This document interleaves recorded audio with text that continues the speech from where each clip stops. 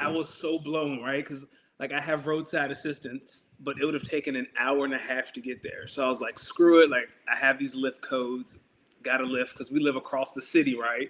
So it takes 20 minutes to get home, to get her car, 20 minutes to get back to my car. And then like she does this 20,000 point turn so she can face my battery. And then something's like, yo, just go try and start it. And damn it, if that motherfucker just didn't rev up.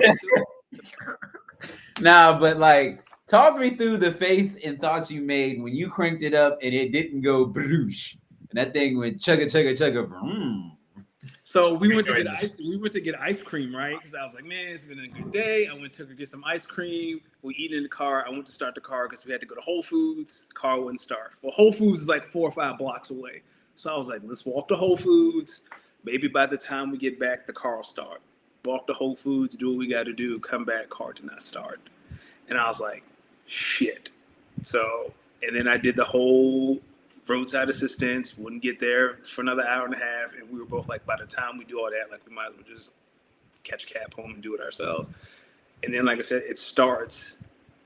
And my spirit hit the floor. Like I got out the car and just laughed. And she just kind of like, she was behind the wheel, but you can tell she was kind of pissed. Like, what the fuck? Like we didn't get home till 10:30. It was time to go to bed. I couldn't watch any basketball. I missed the whole Celtics-Knicks game last night. Wait a minute. Y'all got home at what time? We got home at like 10:30.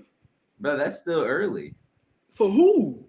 That's early in the night. You a young man. That's a McCall. That's a young man. 10:30 is brushing my teeth Monday through Thursday, Friday and Saturday, wrapping whatever I'm doing up. 10:30 is a young man's game. Nah, I ain't gonna hold you. There have been nights where I have started my night at 10:30. That's crazy. You are young and full of life. Well, I was gonna say, Danny, this is the number difference, right? Someone whose age begins with a 2 as opposed to a 3.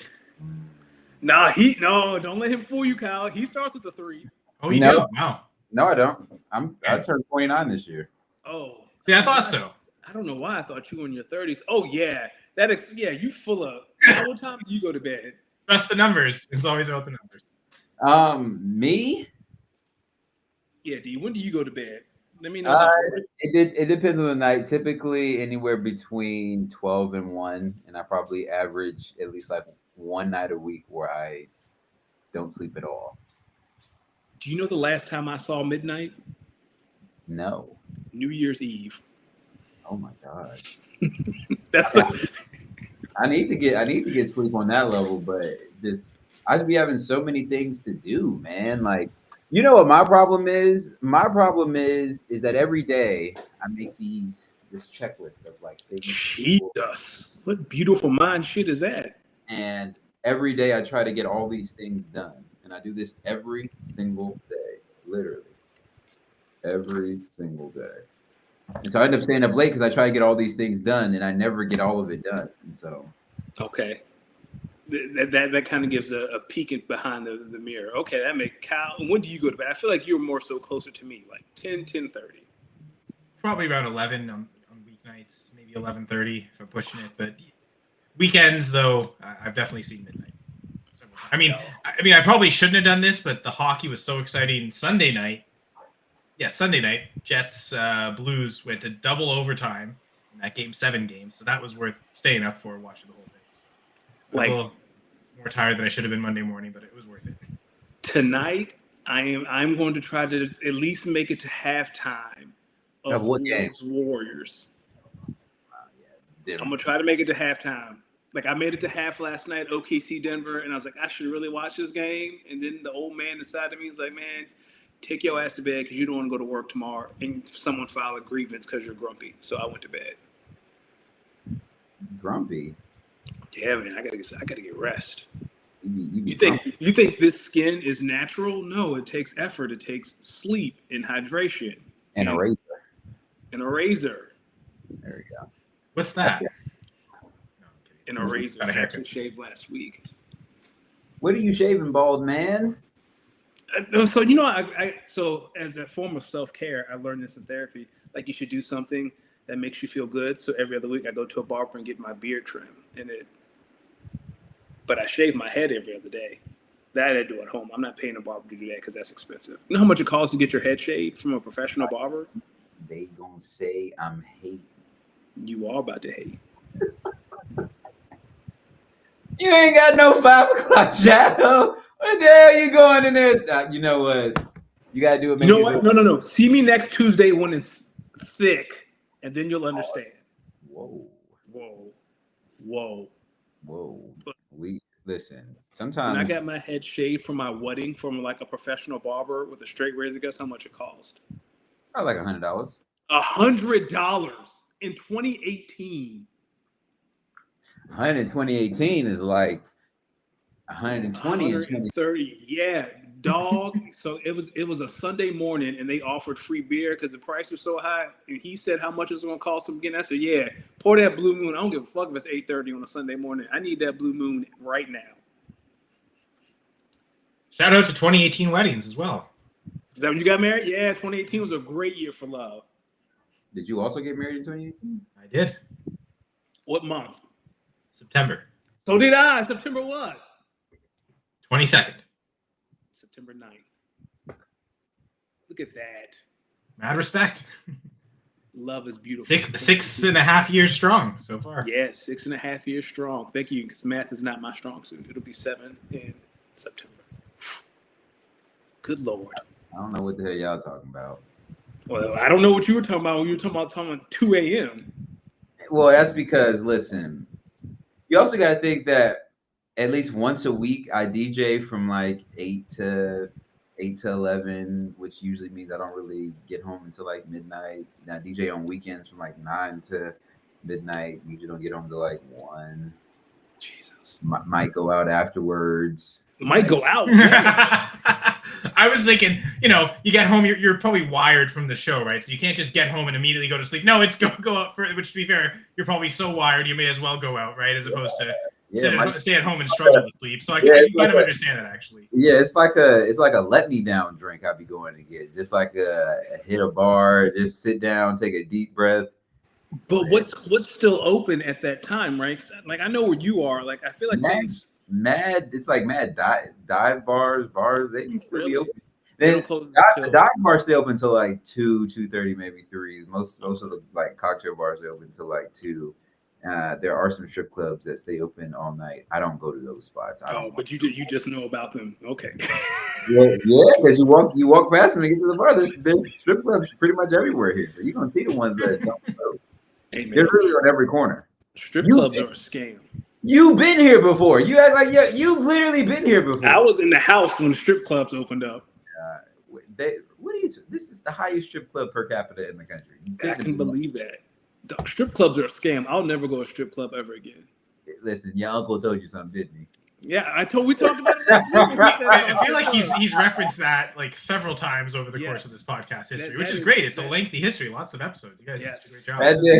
Hey, his uncle was giving him that old head jail game. He giving up that old head shit. Hey, listen here, young blood. Hell you going to a strip club for? You paying to get some booty? Get it for the free.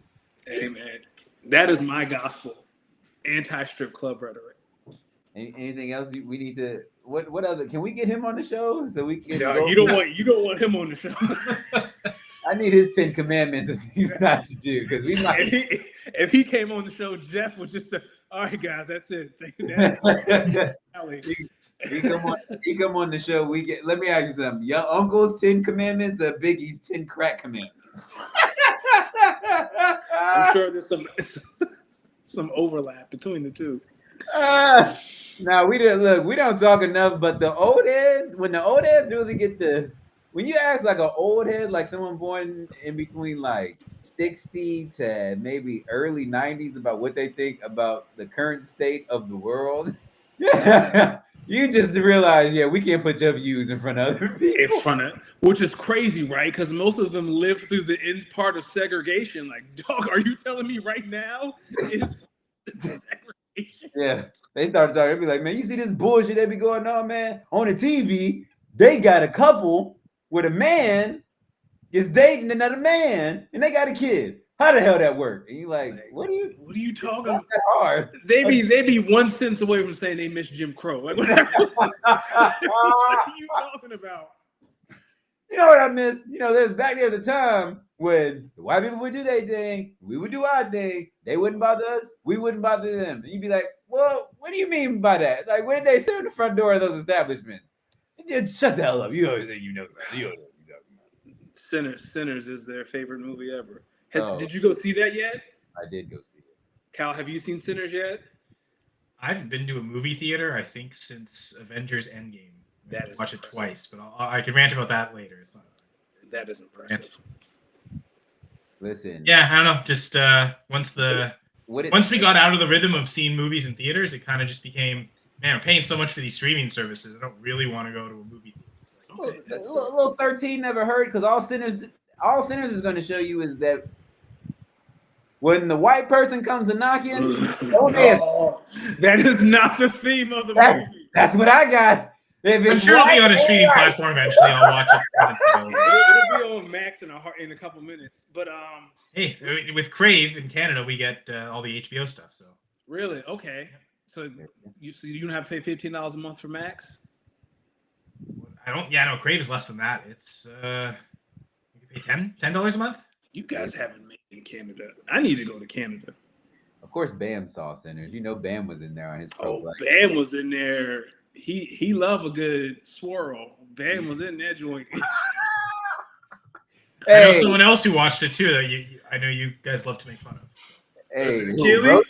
Oh yeah, you know Rojo. You know he was in there. That little get down soiree is the exact picture on Rojo's wall. Hey, Rojo got a picture of Hollywood Hulk Hogan, Rick Steiner, James Brown, Snoopy, Snoop Dogg, Biggie, and Tupac playing poker. And that's like, all right, man. No, not Hogan. Anyone but Hogan. Nah, he definitely had Hogan. Hogan was in Sinners. Hogan was definitely in Sinners. Hogan was definitely in Sinners. That was his ancestors. Man. Oh, shit. You saw how the natives got out of there? The natives was like, hey, Didn't man. see him again. Yeah. The whole movie, I'm sitting there like, where are they at? Where's the call back to the natives? Nope. Didn't come back. Didn't come back. Mm-mm. Bam, I heard your name, Preacher Boy.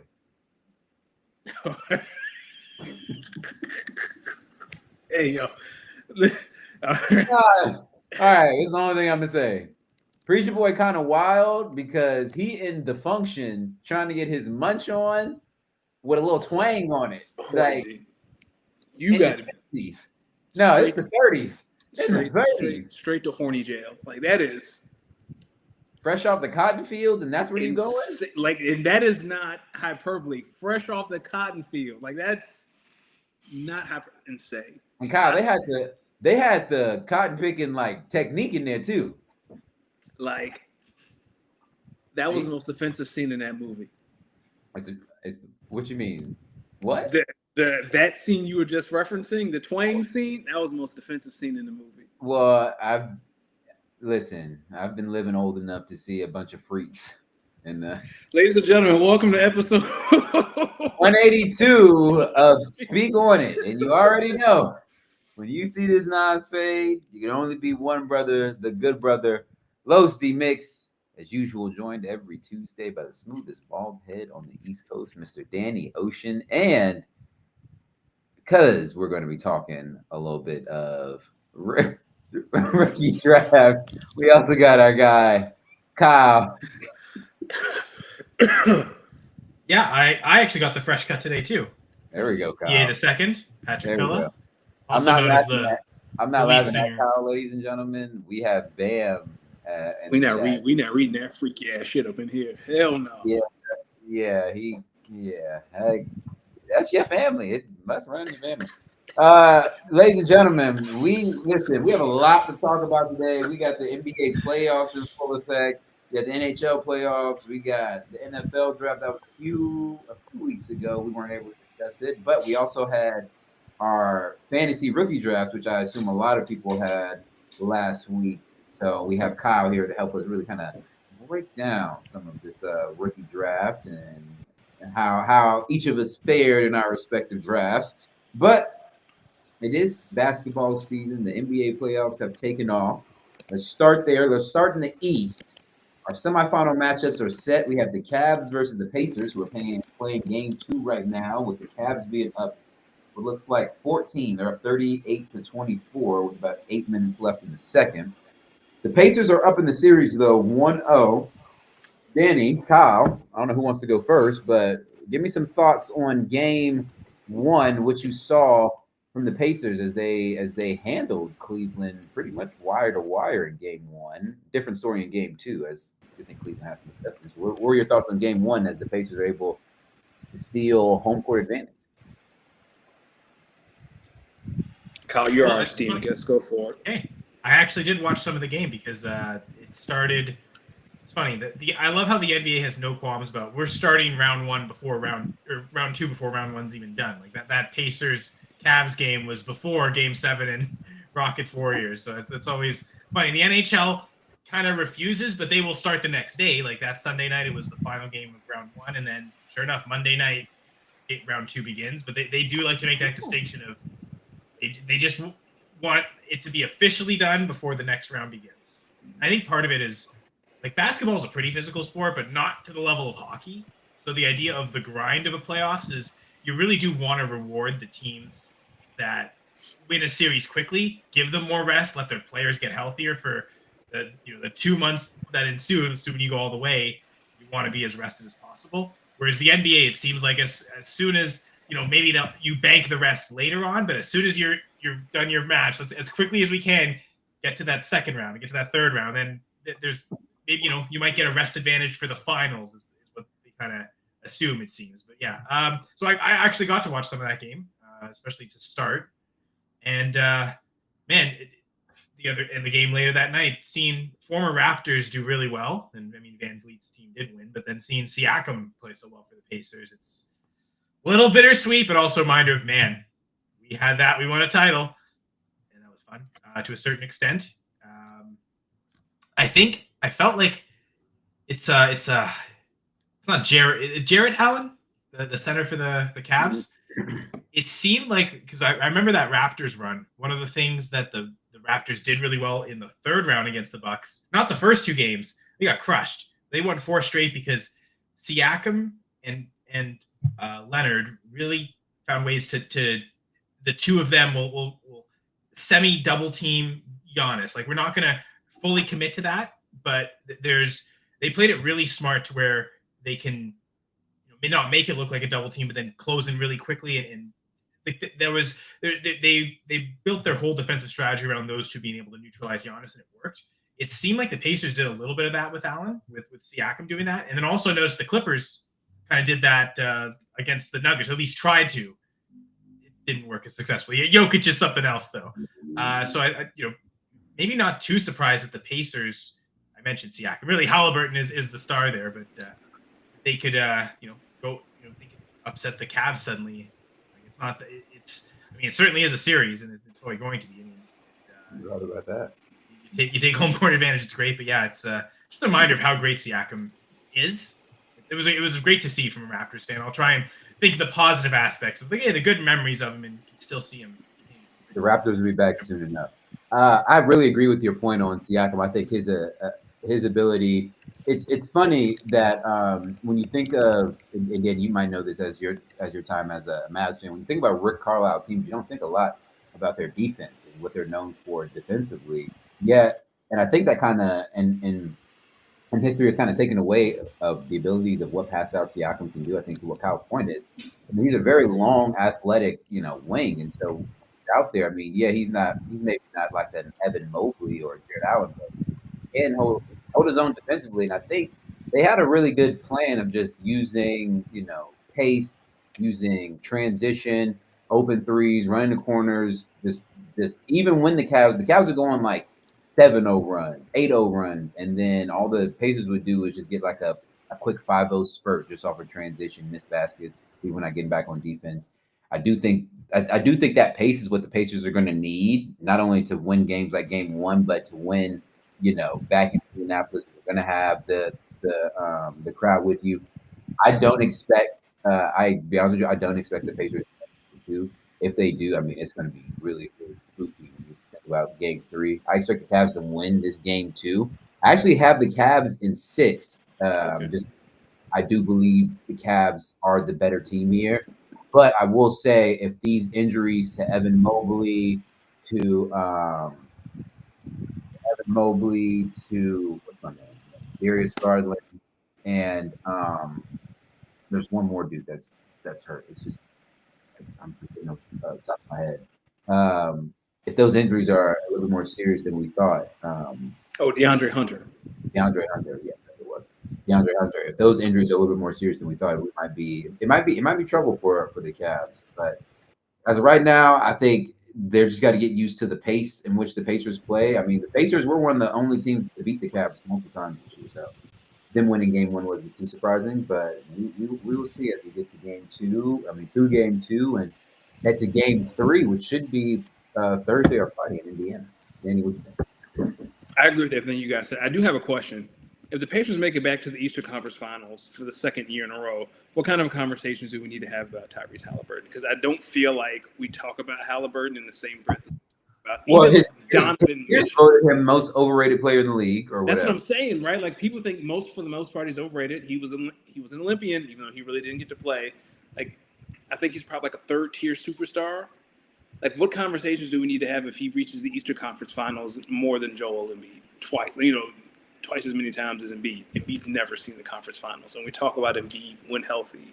They were that Kawhi Leonard 5-time bounce bucket away from it, but another great Raptors memory. Just got to keep bringing it up. Got to go to the past for those. Do we put him on the same level as Anthony Edwards? No, I think Ant is a different beast. Like, the Pacers would trade everything for Ant. The Timberwolves would probably trade Rudy Gobert for Tyrese. Fair enough. So not that high. So like we've capped that ceiling. I think you put Tyrese Halliburton in the same class as maybe Danny. What do you think about that? I was thinking like Bam Adebayo.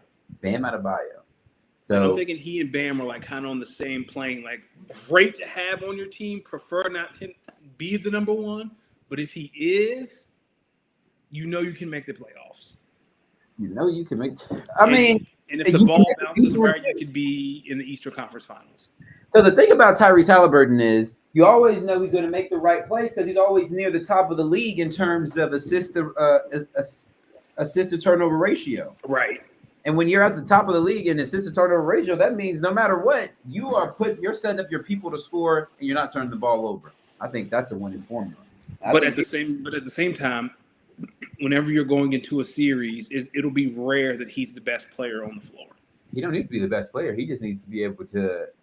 When you're going against Boston, like when you're going against like the big dogs, right? I'm talking about the big dogs because the way they play, they live and die by certain things that if it's not there, you have every opportunity in the world to win. Yeah, we'll talk about Boston in a second. Like I see Indiana as like on the same plane as like Orlando.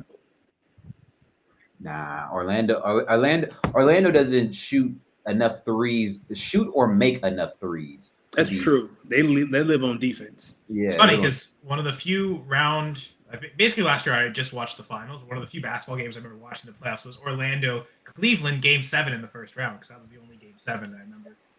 I'll tune into that, and I mean I remember that game being kind of close early. Then I think it was just before half. Cleveland like really started to take off, and they just never looked back. So I think the fact that Cleveland struggled this much with Indiana kind of shows that maybe the Pacers do deserve to be a tier higher than Orlando. That's just again that's fair. Opponent. And I mean Cleveland seems like they're a lot better this year than they were last year. Way better. They're taking it to a new level too. So, well, how about this with Mitchell, like that more team chemistry? So Halliburton, De'Aaron Fox, handshake emoji. I can agree with that. I can get behind that. I mean, they were. Granted, they were teammates at one point. Yeah, they were teammates for a little bit before Sabonis and Halliburton got traded. That's the bonus tier as hell. Like that is good enough to make the playoffs, not bad enough to get a superstar. Like that's the bonus tier is hell. He be trying now. He be working his like. It's not hate on Sabonis. I'm just saying like if Sabonis is your one, good enough to get in the play-in, not bad enough. This is the one, or Zach LaVine, or those two are the ultimate handshake emoji. Zach LaVine, Domantas Sabonis, handshake. I mean, Healy's calling Halliburton the point guard version of Paul George. Nah, that's disrespectful to Paul George. Okay, fair enough. I think Paul George against the Heat, the dunk on Birdman. I don't know. I see Paul George in his prime a tier higher than Halliburton, but that's me. Cavs winning the series? Yes. 6 games or 7? Give me 7. Those injuries, they got to account for something. Kyle, what about you? You got the Cavs winning this one, the series? I don't watch enough basketball to predict. But, it's all good, my brother. I'll take the math and say that because the Pacers are up, that they're more likely to win. They only have to win 3 more games, whereas the Cavs have to win 4. So I'll take the math behind that and say the Pacers. That's great math. Let's shift to the other side of the Eastern Conference. You have the Celtics versus the Knicks. Now, last night they played a hell of a game 1. I'm going to start by saying, if you are the casual basketball fan, you probably saw that game and was like, man, the NBA, this is awesome. This isn't a bad product. If you watch the NBA, you just sat there and you just shook your fucking head. Like, shoot a fucking 2-pointer. Dear, that's true. Drive to the hoop, please. But did they still count? Even before, and it's not even because they went to overtime. I'm pretty sure in regulation the Cavs set the record for most missed threes in a playoff game. Like I think last night they said, or not the Cavs, the Celtics. Sorry. The Celtics took 20 shots in the second or third quarter, and 19 of them were threes. Yo, at what point do you just shoot a little mid-range? And I mean, to their point, it was working up to a point, and that's why they got that big lead, and then it stopped working and then just evaporated. What is Joe Mazzulla getting paid to do? None of his coaches was like, hey, man, that's 13 threes in a row. Can we call a timeout and run a set? So this when I finished watching this game last night, I said, ma'am, this Celtics team for the last 2 years might be that Rockets team that couldn't beat the Warriors, but like for Super Saiyan version of it. Like, this is the ultimate version of what that team should be. And even then, watching it again, like watching more of this team, it ain't it. It's only but so finite, because when they miss, it gets ugly, and it gets ugly fast. But here's the thing, though, and this is go back to Kyle in the math part of the Cavs series. Joe Mazzulla is saying mathematically it is impossible to shoot ourselves 4 out of 7 games. That's all Joe Mazzulla is saying. He's like, "Yep, we can fix that, but like, what happens when it happens? Then you have but it hasn't happened yet. Like, they won the title last year doing that. Yeah, right. Like, and I mean, they just made. Was this the game that was kind of okay? We pushed. I wonder if was this the design, right? For it to be game 1 and for it to be this extreme, did they see something in the Knicks perimeter defense that this is something we can exploit? So maybe let's be extra aggressive. Maybe that was the coaching staff saying, take the threes as constantly as you can. Let's push it as far to an extreme as we can. Maybe now they'll reel it back. Okay, we saw if we push it too far to an extreme, we'll lose. So was that something that they thought it could be something they could exploit against the Knicks? And I guess to a certain part they did. Weren't they up by like 20? Yeah, they're up by 20. They're up well over 20. Yeah, so like being up by 20 in the NBA is like being up by 21 in the NFL. It's like if you go this league, like, what are we doing? But to the point that it was working at a certain point. So to their credit, like they did have success, but then like I bet you're going to regress to your average, right? You're not going to be that hot of a 3 shooter. So maybe at that point they should have in-game adjusted. I wonder if going into game 2 they'll be a little more reserved with that. Because there's going to be one game where they hit like 17 out of 25 threes in a half, and we're going to be like, oh my God, this team is unstoppable.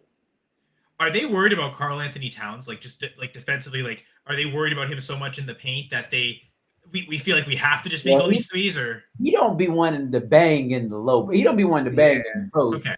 And for him, he down there banging with KP, Kristaps Porzingis, and Dominican Papi Al. It's still crazy to think that Al Horford was on that Florida team with Joakim Noah and Corey Brewer. Like, those guys have been out of the league for like 10 years. Yeah, but Dominican Poppy Al Horford still finds ways to get real NBA minutes, and he's changed his game. He's shooting the three. Carl Anthony Towns don't be wanting to bang in the post, so don't even matter. I It mean, doesn't even matter.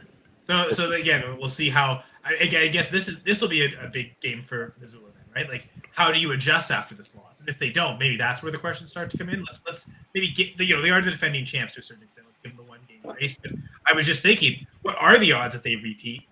Who is the last repeat NBA champion? Is it the Warriors with Durant? First years with Durant? Yeah, I think that is. I think the so. unstoppable Durant Warriors were the last repeat champions. I don't think the Celtics are on that level, right? So I think the odds are against them on repeating, right? Like, Really? So who do you? I don't see anyone in the East that can take them down. So who in the West? I think the Nuggets can do it, and I think Ant can. I don't think the Nuggets can do it. You don't think the Nuggets can? I know what I'm banking on. This entire NBA experience north of the border for everyone is, can the Thunder win this? And we finally get a Canadian Finals MVP with Shai Gilgeous-Alexander. And that's the story I'm writing. So I'm all in that the Thunder are going to win it. Okay. I think the Thunder can do it. I think the T-Wolves have the length. It would depend on their ability to shoot and stay with the C's if they were to make it. I mean, Ant took the most threes that anyone in the league this year, right? Was it Ant? Ant was that he either he took or he made. I think he took. Yeah, Ant's a better 3-point shooter than we think he is. Nas Reed is a good 3-point shooter. Mike Conley is serviceable. Can you go ball for ball with Boston? No, but you can hold your own.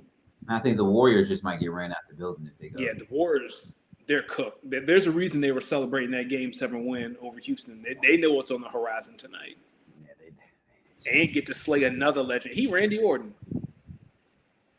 Yo, this dude, listen, man, we gonna get to it. Listen, before we get to the Western side of the playoffs, let's talk about some losers from the first round. Let's start with the Bucks. So first, prayers up for Dame. That was a tough injury. At his age, for his type of usage, a tough injury. Wishing all the recoveries in the world for Dame Lillard. Also to some of you other Milwaukee Bucks.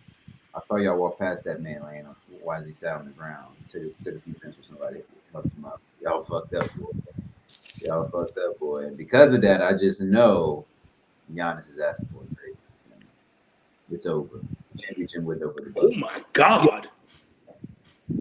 Donovan just dunked on the whole team. I'm sorry. Keep going. Good Lord.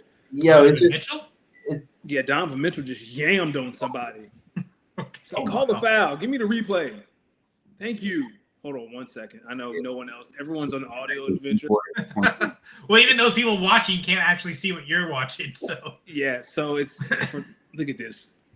Good God. Oh, that's on Siakam. Damn, that's tough.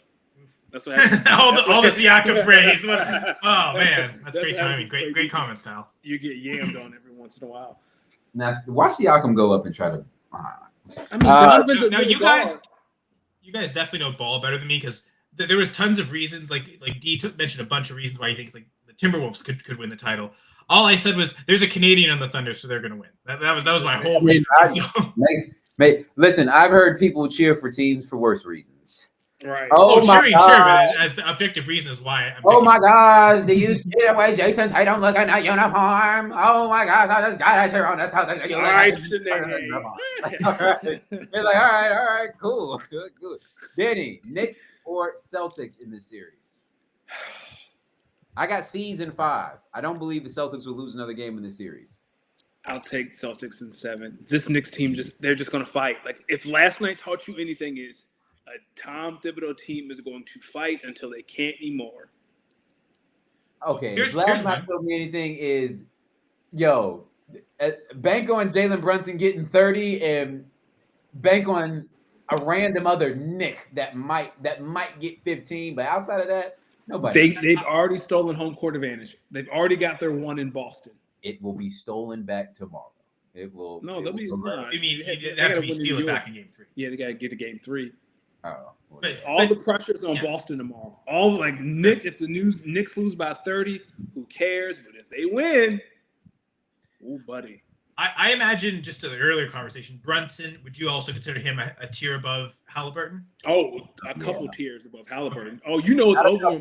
Not a couple. Okay, so, not a couple. Not a couple. Tier. Yes. A tier. Yeah. Brunson versus Ant. Ant. Like Ant is. Okay. That's what I thought, but I don't know ball as well as you guys do, so I am genuinely curious. Ant is a tier below like Steph. Like Steph is at the top. Okay. Like Steph, Bron, Luka, KD. Jokic. Jokic, yeah. Jokic is at the top by himself. Yeah, thank you, Kyle. Jokic is at the top of the mountain by himself. For Shea. And Shea and those other guys are underneath him. And then you can put Jalen Brunson. Okay, fair enough. Speaking of the Nuggets and the Thunder, last night we had game 1 of the Western Conference semis. The 1-4 matchup in the West had the Nuggets in OKC. Outside of the Celtics' massive collapse, please tell me your thoughts on how the Thunder blew this game. It's young, man. And at some point, I had this conversation with a guy at work today. At what point do we stop calling him young? Because SGA is in his mid-20s. SGA is not young. I went to college with SGA's cousin, Nikhil. Hardenstein is not young. Chet's young. Luke Dort's not young. J-Dub is young. Like, this team isn't like last year. You were like, oh, they're like the way we talk about Houston this year.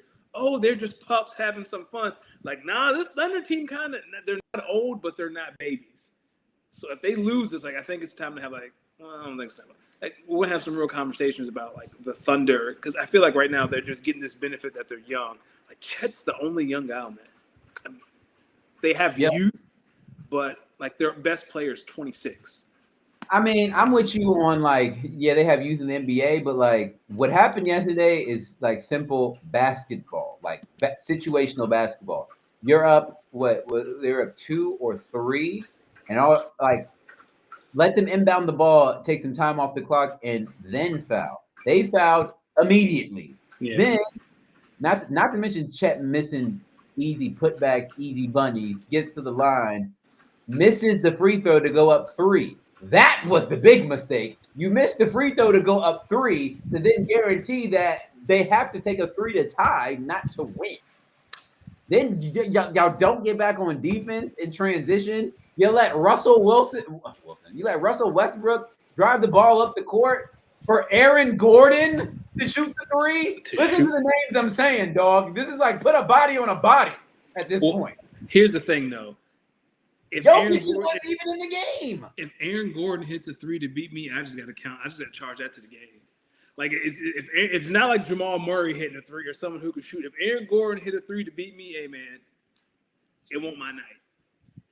But the thing is, you got to put a body on the body situationally. Like, they're just so it's like when you're watching an NFL game and a team is up 17 in the 4th, and then the other team scores a touchdown. And then the team that's up, they get the ball back, and they're driving, and then they turn the ball over. And then the other team scores a touchdown with like seconds left to go, but like on like a bad penalty that could have been avoided. And you're sitting there like, yo, dog, all you had to do was just be a little bit more situationally aware. Maybe this doesn't happen. I don't know. Now, I will say, watching the game, I was like, damn, the Thunder really might run the Nuggets out the building. But when the best player on the floor is kind of a big European man, I guess you always have a chance in the series. Did you see when Joker and Chet will run down the floor and like Joker just like threw his shoulder in his chest like, hey, don't forget. Yeah. I got 80 pounds on you, kid. Like, chill out. Yo, you see where Joker was on the sideline coaching the team? I'd be wondering what the hell that coach would be in that huddle doing. Because he animated. Yeah, he animated. Hey, you remember LeBron after J.R. Smith forgot that's how he was talking to him. I'll never forget that. I was watching that game with my boys, and I was like, did J.R. Smith forget that? Sure enough. Even like, and I think it was one of those things where because the free throw was missed, right? Was he just like they were almost like, oh, he's gonna for sure make the free throw, and then like he almost banked that 1 point being on the board when it wasn't there, and he almost couldn't believe that it was missed. But then that's why there was a rebound because it was missed, right? But it was like who was shooting the free throw? I can't remember. But it was someone good enough that you George Hill. if you had to guess, you'd think George Hill. It was George Hill. He had that George Hill in him in that game last night. He definitely had that George Hill in him because he makes that free throw. That three doesn't even matter if it goes in or not because overtime. Well, it's funny how so many of the home teams lost. Right? I mean, all of them so far lost game one of round two. So lost. Yeah, all the teams that got rest lost. Like we talk about rest being an advantage. The Thunder lost and the Celtics lost. Now, again, and it wasn't that they were all close games. Right? Like it seemed like maybe the one where it maybe affected the most was maybe Pacers Cavs. And just again, the rust of keeping up to the pace of the Pacers, which is a great pun, and D made it several times. Bravo. But I mean, for the Knicks and for the Celtics and the Thunder, like it was just making those shots at the end, those end of game situations. I don't know if that's rust. That just they didn't execute at the very end when they needed to. Because I mean, for the Celtics, it didn't seem rusty at all. Like they got up to some pretty big leads. They were shooting really well. So I don't know about that. But Danny, maybe the Cavs. The Cavs probably make sense, right? Like that's you get that time off, and then you have to play the Pacers right away, and they play that fast. Like that's where you maybe take some time. So does that almost mean maybe the Cavs are the best adjusted to now that they've got that one game? They'll be able to get into rhythm more easily. For the Thunder, you almost had it, and you felt like this demoralized them almost, right? Like you almost had it right there. You maybe should have had it, and if you start to struggle, you go down 0-2 pretty quickly and pretty easily. So that's like I'm just I guess a little concerned as someone who apparently is now a Thunder fan. And I want to remind the people: the Thunder and Nuggets split the season series at 2 games apiece this season. Oh, I didn't know that. Okay. Bam said the Pistons' Game 6 loss will haunt us. Yes, it will. It should. Y'all, what the hell was the point in winning Game 5 if you're going to come home and end your season on your own home court? Should have lost in New York. Left it. Hey, man. Shout out to the Pistons for fighting. Hey, the future is bright in Detroit. And you didn't even have your real fighter on the floor. Imagine how many people Isaiah Stewart could have taken out. Oh, yeah, you knew Isaiah. Oh, Isaiah Stewart was going to suplex somebody. He was going to hit somebody with a bookend or something. Yeah, he was ready. I remember the way he went after LeBron. I mean, the turnaround, right? Like they said, didn't they tie the NBA record for consecutive losses last year? Oh, it was one of the funniest times of my sports fandom history, and I'm not even a Pistons fan. Like, pretty sure they beat the Raptors every day. It was like, yo, the Pistons lost another one, and they still ain't get them free wings. Well, and I remember, like, I think it was because they had the former Raptors coach, right? Monty Williams was there. Oh no, it was Monty Williams last year. It was Dwayne Casey. Monty. He made the point that by the end of that streak, like, man, we were getting teams playing almost like championship level basketball. We cannot be the team that ends this streak and loses them finally. Oh, but then they got the Raptors. Listen, what a time. Monty, you are a great coach, great man. I've heard a lot of great things about you. With that being said, there is not enough God in the world that'll make an NBA team bring you back after you lost a franchise number of games in a row. You got to go, and you got to take the Lord with you. The one thing I'll say, Phoenix has not been as good since they fired him. So yeah, they shouldn't have fired him. He should still be there right now. Yeah, so that's the one thing that works against him prematurely. And they are strapped to that Bradley Beal contract, which they want so badly to get out of. Just remember the reason why teams trade these players the way they do is because every so often there's a contract like Bradley Beal's where like literally everybody is upset about it, except him. Except him. I'm about to say I like Phoenix. Phoenix is great. I like Phoenix. All right, Danny, I got Nuggets in 7. What do you have? Ooh, I got OKC in 7. I still. This is such a toss-up. Like, I believe in SGA, but I've seen Joker do it. Yeah, give me Nuggets in 7. Flip that. I need to see SGA do it. I've seen Joker do it. This next one is interesting then. If you got to see him do it, do you then believe the T-Wolves can beat the Warriors. Yes, I've seen Ant do it. Ant did it last year. What do you think is the key to this series? Ooh. Rudy and Draymond not fighting each other. Yo, I'm glad you brought that up, my brother. I recently came across the highlight of the last time that one time the Warriors and the T-Wolves were getting into it, and I forgot what Rudy had did. Draymond went straight for Rudy and started choking him. Like, Rudy, you always keep your cool. Choking him out like choking Ben Simmons on Cat that one time. Oh man, yes, yeah. And then, well, here's the thing about Draymond though, and he has figured this out. He gets that first tech early, and he knows the refs will not throw him out, so he does whatever he wants. I saw. Wasn't it you that tweeted out like Draymond figured out that a flagrant's not a tech? So it was not. I did not, but I did see that tweet. Yeah. Okay. Biggest loophole in the league right now. Here it is. Daniels going at it here, and then all of a sudden Gobert comes in, and Draymond's like, no. Yeah, it's chill out. And then Draymond, he headlocked Gobert. Yo, he didn't do nothing to go straight for Rudy. Look at the action. This is Jaden McDaniels, Klay Thompson. Look at McDaniels going at it here, and then all of a sudden Gobert comes in, and Draymond's like, no. Yeah, almost. It just chokes him. That's the key. This is for shutting down the league. Thanks for touching the This is for shutting down the league. Oh man, no, Draymond. I don't know, man. Rudy Gobert. It's shut down Defensive Player of the Year.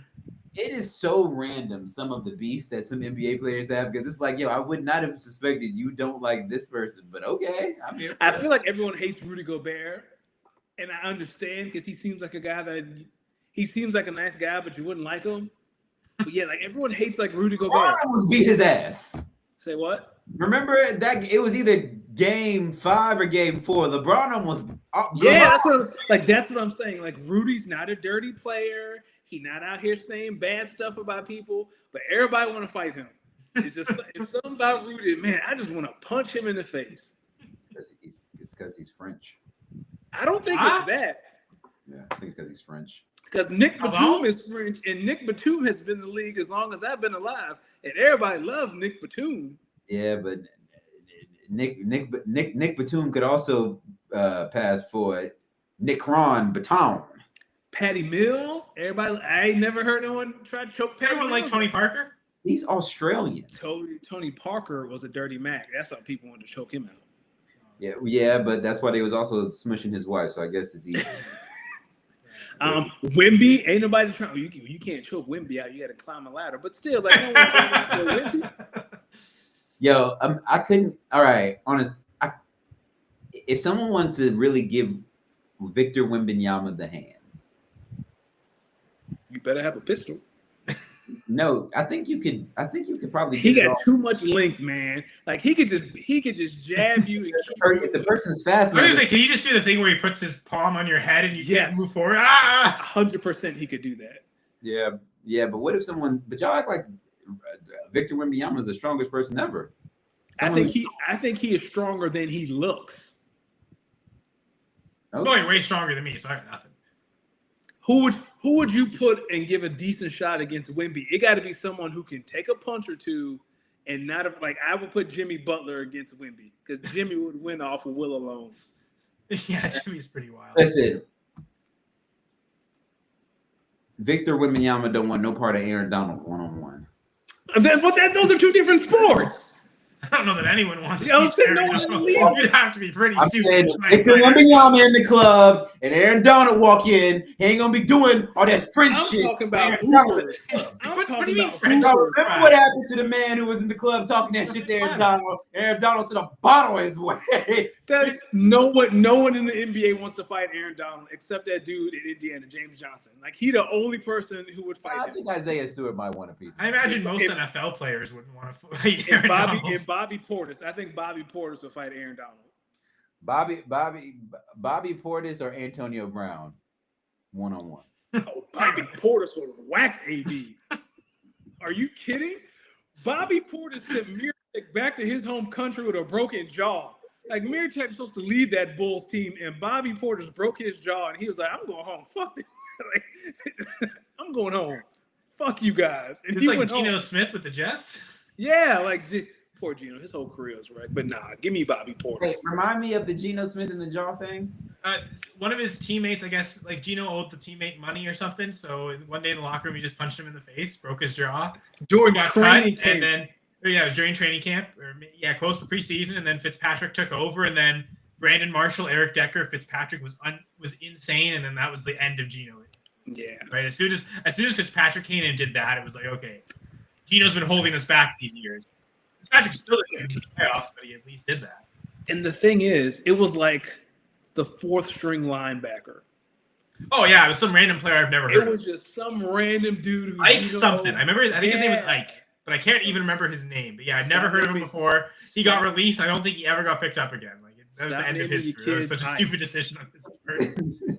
Okay, y'all. So during this, I typed in Geno Smith broken jaw, and of course, I found a story from ESPN as recently as 2022, and it was originally published on August 11, 2020, but was recently updated to reflect current event. I cannot believe I'm starting to remember this now. Y'all remember Todd Bowles? They had to do an impromptu press conference. Todd Bowles walked up to the podium and said, "You're gonna want a tape recorder for this." I love Todd Bowles. He gets such a bad rap, but I really like Todd Bowles. And then his next statement was, "Yeah, Geno Smith is gonna miss like 6 weeks because of a broken jaw, a fractured jaw, because of a sucker punch by Ike Inekambali." Insane. I'm sorry, I mispronounced your name, dude. Yeah, don't come after us. We didn't know. My fault. I'm the guest. We haven't heard about you in 5 years, my man. 5 years? This was 10 years ago. This is 2015, right? Yeah. Good Lord. This is a decade ago. That's insane. Wrecked Geno's whole career. I think the Jets organization. Because I mean, because he wasn't great before. Like if Geno was good, like if he was as good in Seattle as he was before that, I mean, when Fitzpatrick was gone, he would have got the starting job back. Right? Like they would have. Okay, it was just the 1 year with Fitzpatrick. We captured magic and want to see how far we go. Okay, we missed the playoffs. It's Geno's job next year. But he was bad enough before that they were looking for reasons to get out of him. 2 years later, they drafted Sam Darnold and started the whole process all over again. Who's now on Seattle? Who's now in Seattle. It's life is a flat circle. For anyone who cares, the Pacers are okay. down So Mans had invited Geno Smith to one of his camps, and he paid for Geno Smith to get out there and his hotel. So he spent about $1,200. Geno Smith never showed. Oh, So he was tight about that. Okay. So to offset it, he said, "Let's just split the cost of the $1,200."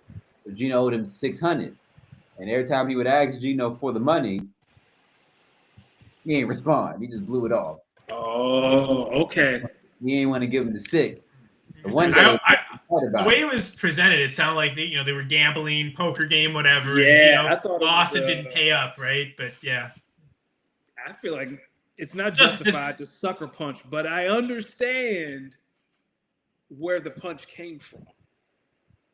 Oh, for sure. Like I understand the anger, but was that $1,200 doing that worth it, risking his whole career over, right? He thought about that. That was a principle thing. That was, he think I'm a bitch.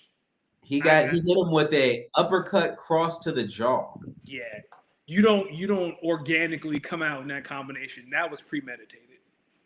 Yeah, really. He think I'm a punk because he's the starting quarterback. I got something for that.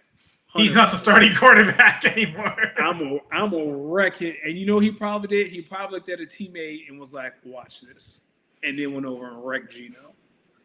They said that brother Geno was kind of fucked up after that. Yeah. Can you imagine taking an uppercut and a cross without expecting it? How many times in your life has someone hit you with a 2-piece and you not expecting it? Not many. Not ever for me. I'm too pretty. I don't think it happened to me when I was expecting. I've got punched in my face once in my life, and I was like, I'm good on that. Never again. All right, Danny. Before we get out of basketball, T-Wolves or Warriors, and how many games? Wolves in 6. Give me Ant. All right, last basketball thing. When we talk about the losers for round 1, you know where I'm going to go. Of course, I'm going to go right to my Los Angeles Lakers that lost. Mm-hmm. Did Nico know something? Fuck no, he didn't. I don't like this. Like, this Nico is right.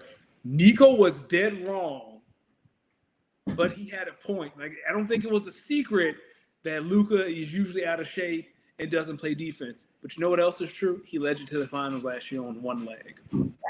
Honestly, the more I watched Luka throughout the playoffs in the regular season, I was like, okay, it's clear this brother in defense, they don't go together. But the frustrating thing is, when he wants to, he can be an average defender. Like, he's not going to lock anyone down, but that shit he does on fast breaks, where he just stands there and like throws his leg out and throws. Can't happen. Here's the thing, though.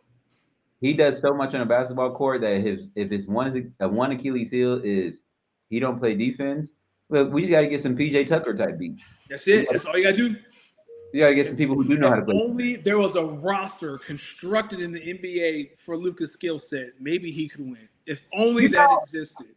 I agree. And the Dallas Mavericks have a very strong defensive core. You know, the Mavericks just have wing defenders and 2 rim-running centers. You can just, man, if only Luka had some wings and some centers, what he could do. Maybe the Mavericks should trade for Luka Doncic. Yeah, man.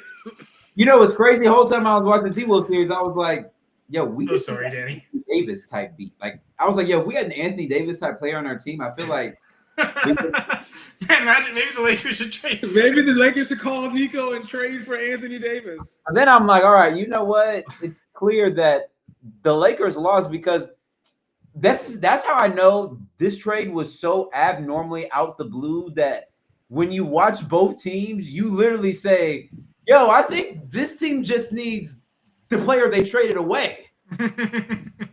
But you know what's funny? Nico is now the mark of the NBA. What you want to bet Rob Pelinka going to call him this summer? Like, what you want for Derek Lively? What can I get for Daniel Gafford? No, he won't. I promise you. Nico is the mark. He's the sucker. People going to be calling him, offering him peanuts. And he's like, that's actually not a bad idea. I promise. He got something stupid up his sleeve this summer. I can feel it. It's funny because maybe this transitions perfectly to our next topic, but in a dynasty league, when you see a trade go through and it's like, this is so bad, who sent away the good piece? What else could I fleece off of them? Clearly. It's funny because I made a trade earlier this year and then I just kept getting trade offers after. Here we go. Well, ladies and gentlemen, we have officially reached the fantasy portion of our talk. For a lot of you, I know if you're in the fantasy world, you probably had your rookie draft last week. Before we get into our all money in rookie draft, I did want to start by kind of talking through another rookie draft that I had. This is a 12-team super flex league. Last year was our first official season, and you already know. Is this the league you're in with Bam too? Yes. Okay. You already know I was El Campione. I am the OTC, the original TNA champion. It feels great, but that was last year, and now we're looking forward to this year. So this was the league that I made that Tajay Spears trade. Okay. Yes, yep. I remember that. Everyone was like, "That's a bad trade." I still think it's a. I still like. You remind us because I remember you talked about it. I can't remember what you gave up. So I traded away Amari Cooper, 112, 212, and somebody else, and the person who I was trading with, his 3rd round pick that he had previously traded me, and I got Tajay Spears and 209. See, I think the problem is I think I'd rather just have the 112. I'm guessing in super flex leagues you might have a chance at Jackson Dart, but I've seen in some leagues he does. Otherwise, it's Ibaka, maybe a tight end, maybe Caleb Johnson. Like you're the 12th, even 13th overall players. I think I'd rather have that player than Spears straight up. So. I can see why people seem to think like they prefer that side. Yeah, no, I'm on the I'm in the league chat. I'm on the opposite end. A lot of people favor the other side, but once the player I wanted at 112 was Brashul Tootin. Not gonna lie, but I knew if I traded back, no one's gonna take Tootin that early. You probably could get him with the 206. So I got him at 209. Okay, yeah. So I also earlier in the offseason traded for Travis Etienne. So say if you like Bashal Tootin, I could see why you like Tajay Spears. They seem like very similar players. So yeah. I guess that logic does make sense. Yep. So now you hold the Jags back. So starter this year in Etienne, starter next year in Tootin. Yep. Maybe not. We'll see. So at 209, I took Brashul Tootin. My next pick was it was 312, which I used to pick Harold Fannin, the tight end out of Bowling Green. I don't know what to think about that one, but we'll take it. And then my 4th round pick was Quinn Ewers. I picked him with 412. Quiet as kept, I actually wanted Will Howard at this pick, but he got nabbed like 2 or 3 picks right before. So I had to go Quinn Ewers because I did need a quarterback because the QBs on my roster are Patrick Mahomes, Jaden Daniels, Aaron Rodgers, and now Quinn Ewers is in my taxi squad. So, I think I do like that build from a sense that you can go really cheap at your QB3. Like your QB3, you want to spend as little capital as possible, right? Like if you need a spot start in season, trade a third for like 1 or 2 weeks of production to cover bye weeks or an injury. Right? Like that's pick up Mariota, pick up Gardner Minshew if you can, just to get cover yourself for injuries. But like Daniels Mahomes is a really good combo where you don't really need to invest heavily in your third QB because how often are you really going to start them? When are the Mahomes matchups so bad that you're going to say I'm going to start my QB3? So that team build, I like that. Yep. It was now I guess a couple of things like just on my was Riley Leonard available? That's the only thing where QB. I don't think so. Yeah. Let's see. Because he would be to me like the skill set of a runner where if he ever got in a game, he could have like high upside on a 1 or 2 week basis. Because like the thing with Quinn Ewers is he's probably not getting more than just a handful of starts while you have him on your team. He's not gonna, if he does start for an extended period of time, it's not going to be planned. I suppose the Miami offense, high upside enough weapons that if he were to start in that, you'd like it, but it feels like Leonard's skill set would lean to higher fantasy ceiling. Would you rather roster Spencer Rattler or Riley Leonard? My first thought is Spencer Rattler. Just on it seems like it's so easy for him to get starts this year. If they don't sign Rodgers, if Carr really is out for the year, it's him and Tyler Shuck and Jake Haener, I guess. Like the thought of Rattler getting starts seems very plausible. So I'm guessing you're just looking at quarterbacks that are available after that, or is the draft still going? Nah, the draft's over. I'm just looking at QBs. Riley Leonard is still available, so I could. Yeah, I mean, you can take a ton of be really deep at quarterback with a bunch of I've got 2 starters and the rest are all just backup quarterbacks. Get as many backups as you can. Right? Like, one thing you probably don't need is it a tight end premium league? It is. So you might have some depth at tight end, but I think one of the things on dynasty rosters that maybe we overdo is wide receiver depth. That's a position where you rarely ever starting your wide receiver 9. Yeah, you're right. Especially if you got really good, strong receivers, you can go pretty thin at that position and be a lot deeper at quarterback and running back. Starting wide receivers: Tyreek Hill, Ladd, Khalil Shakir, Calvin Ridley. I got Brandon Cooks, Wan'Dale Robinson on the bench.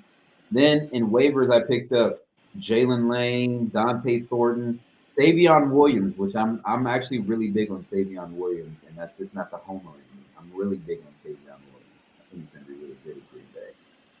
So I don't know. I might think. What these are like players like what the hell? I'm never going to start a Wandale Robinson, but I can't drop him. He gets too many targets. I think the mistake was picking up that many receivers. Like frankly, D, I'm not a big Savion Williams fan. I did not like that pick for the Packers. But to be fair, D, I have not liked basically everything the Packers have done this offseason. So why would I like any other draft picks?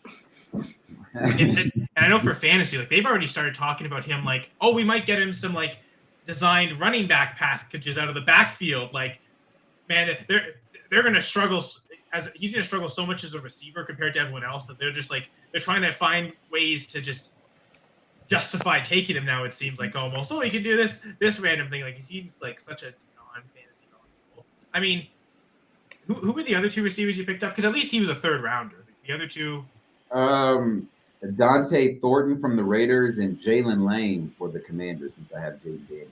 I mean, Jalen Lane, yeah, that you love his quarterback. Like that might be Dante Thornton on the Raiders. What is he ever going to do? Right? Like that, I'd rather just any like Rattler or Leonard. I'd rather have any quarterback.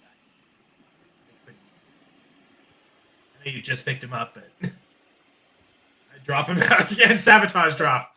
I mean, know that he's desirable enough to be picked up. Maybe someone else will waste a roster spot on him when they see that you've dropped it. That's funny. I don't know. I think you have much more upside with one of those quarterbacks just getting a random spot start somewhere. If it coincides with the week where you're on bye week, maybe like that lines up where you don't even have to trade for a quarterback. You just insert them into the lineup for a random week and just to have the body QB. Rattler does, I think, in theory, like pose well for that. I mean, I don't think it's out of the question that he starts week 1.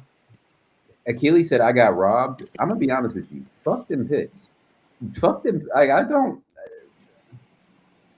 believe that was robbed at all. Tajay Spears is going to be really good. And I watched Tony Pollard get stuffed at the 1 4 times in a row. He ain't moving. Tony Pollard got hurt last year. Exactly why I'm big on Tajay Spears. Fair enough. So you're thinking the starting role is accessible this year? Because my thought was, okay, is this something that like by the end of his rookie contract he'll be the starter? But I think Tajay will be starting sooner than we think he will. And I think from that perspective, it makes sense for you then to like where Achilles saying you're robbed is that he clearly doesn't value Spears like that. I tend to agree with him. So, you might be wrong. I saw him kicking up towards the end of last year. All right, let's get into the all money in rookie draft. What an interesting draft. Glad that it's over. Where do we want to start? Should we hide the chat overlay just for this? Yeah, I got you. There we go. Should I full screen this? Let's see. I thought I hit the chat overlay. Hold on, let me take that off. There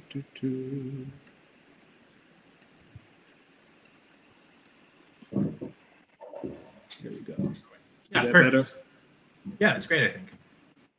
You can at least see most of it, yeah. So, yeah. But you guys can keep talking. Keep chatting in the chat.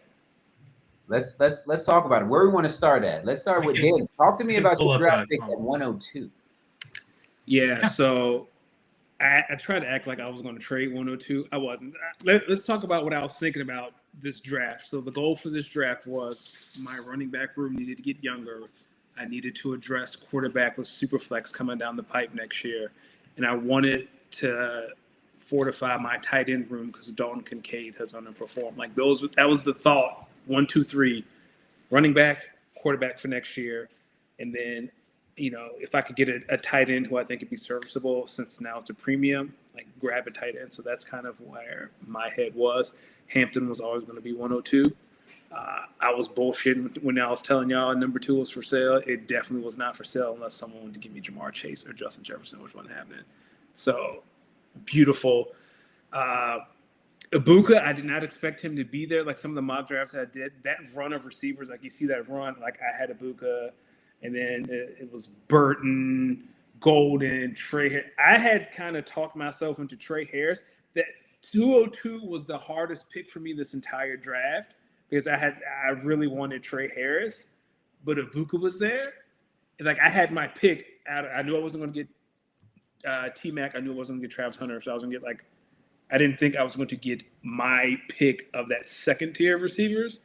So it took a second for 202 And then I just made up my mind, like stop overthinking it, and then took Ibuka. I was really happy about that. And then so that run of receivers pushed naturally Jackson Dart down. Jackson Dart. Wait, which run are you talking about from 202 to 207? To you. Yeah, to 27. 1, 2, 3, 4. Like those, like that 5, 6, 7. No, 1, 2, 3, 4, 5. Yeah, that 6 pick span, that receiver, it pushed. Like I knew it wasn't going to get Warren or Loveland. I thought I might have a crack at one of the two if that receiver run had started with Bam or at the end of the first round. Like one of those tight ends might have fell to me, but it didn't. So I knew I had that second tier of tight end for me, like the Mason Taylor and the Arroyo. I had targeted them as well. So as the second round started to unfold, there was a real possibility I can get my hands on Mason Taylor and Jackson Dart. So like around Greg's pick, I start messaging Jason and Bam, and I reached out to Bam about Bam had the last pick in the second round. He had 210. So I reached out to Bam, said, "Hey Bam, would you be willing to give me 210?" And I sent him a package. He said, "No, I need to get younger." So Bam only has one quarterback on his roster, and that's Lamar Jackson. So he said that to me. And I was like, fuck, I'm going to lose out on Jackson because I'm not going to be able to jump to where Jason took Cam Scatterboo, because I knew he wanted Scatterboo. So I knew that was out of the picture. But I made a deal with Jason because Jason, Shits and Grins had 301. I said, if 301, if we get to 301, there's 2 people that I'm targeting. Like, would you be interested? He was like, yeah, let me see how the board falls. Because I think he had his eyes on Scatterboo too. So I was like, I'll trade, and I sent him the offer. Like, I'll give you 304 in the third next year to jump from 304 to 301. And he was like, sure. So I was able to get Mason Taylor, and I was able to get my QB Jackson Dart for Superflex. And the thought was, I had to reach out to Akili because Akili has a surplus of quarterbacks. I reached out to Akili about Michael Penix because I was really interested, and the price for Michael Penix is high. So in my mind, it was, I can do a pick swap with Shits and Grins and give up a third and have my potential starting Superflex QB, or I could pay Akili, a second and a player and maybe something else to get my hands on Drake May or Michael Penix. So the opportunity cost, if Jackson Dart sucks, then okay, I just lost my third round pick next year.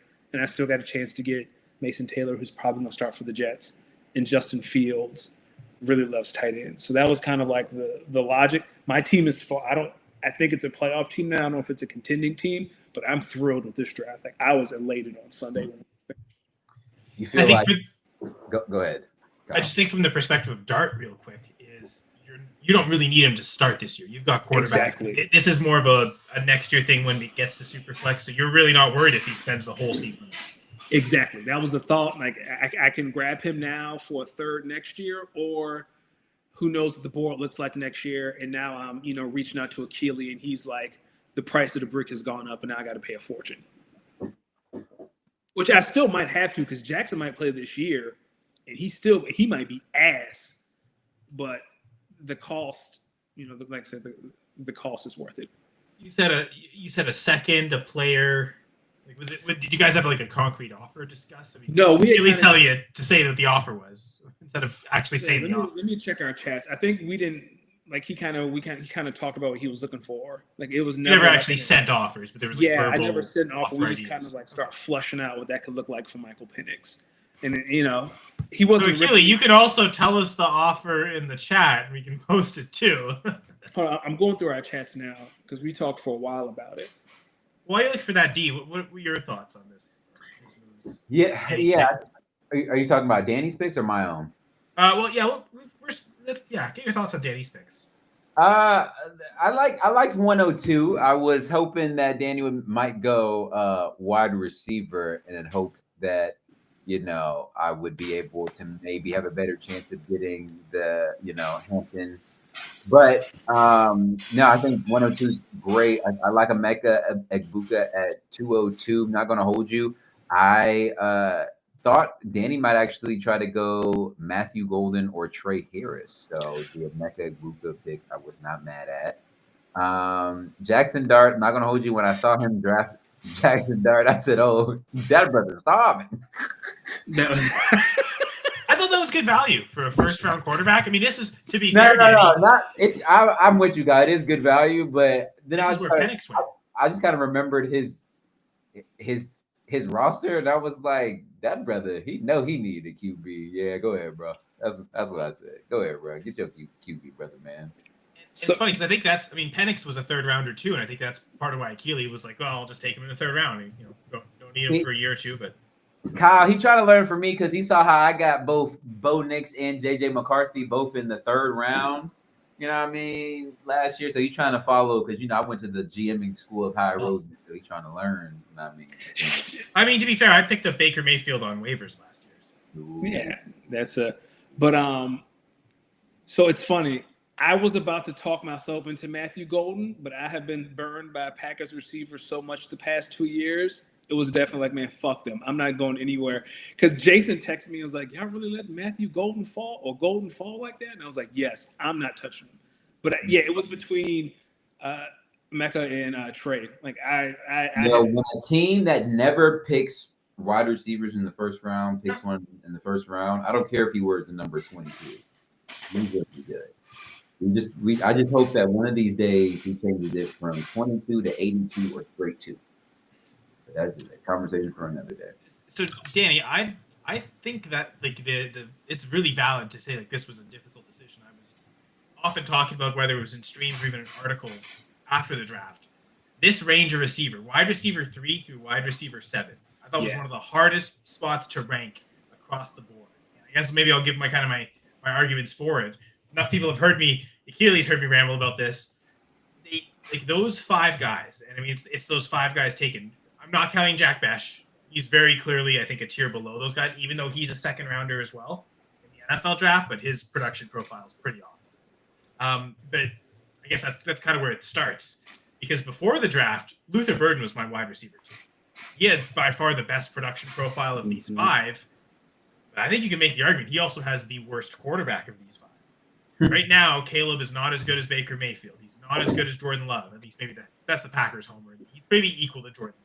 No, I don't think he is. Jordan Love is better than Caleb Williams. I'm actually pretty disappointed in Jordan Love's play last year. But I would say that part of me, I was hoping it wasn't just the positive Packers taking me that was making me say Love is better than Williams. I do actually believe that. But like clearly Stroud and Herbert are way ahead of Williams. So like Burden's got the best profile, but like the worst kind of overall situation when it's a crowded room and the worst quarterback of the group. Golden has the worst production profile of these 5. It's a lot closer to Jack Besh than it is anyone else. But he's also a first rounder. Burden's a second rounder. And Golden, as much as I don't think it's going to be the case, he probably has the best chance to be the wide receiver 1 on his team. Because, I mean, Egbuka maybe eventually does, but he's probably not going to as long as Chris Godwin or Mike Evans is on the team. Right. Burden's probably going to be really hard-pressed to overpass Adunze. Trey Harris, he's not going to pass McConkey. And then same with Higgins, he's not passing Nico Collins. So, like Golden, I think of all those receivers, Jaden Reed's probably the weakest, but I still think Reed is far superior to Golden. So I don't think he's actually going to hit that wide receiver 1 on the team, but that's maybe the argument. Egbuka, like that crowded landing spot, but he also got top 20 capital in the NFL draft. And he's got a pretty well-rounded profile, not quite to the same level as Burden, but pretty close. And Trey Harris probably actually ended up in the best spot. And Danny, I wonder if that's why you were strongly considering him.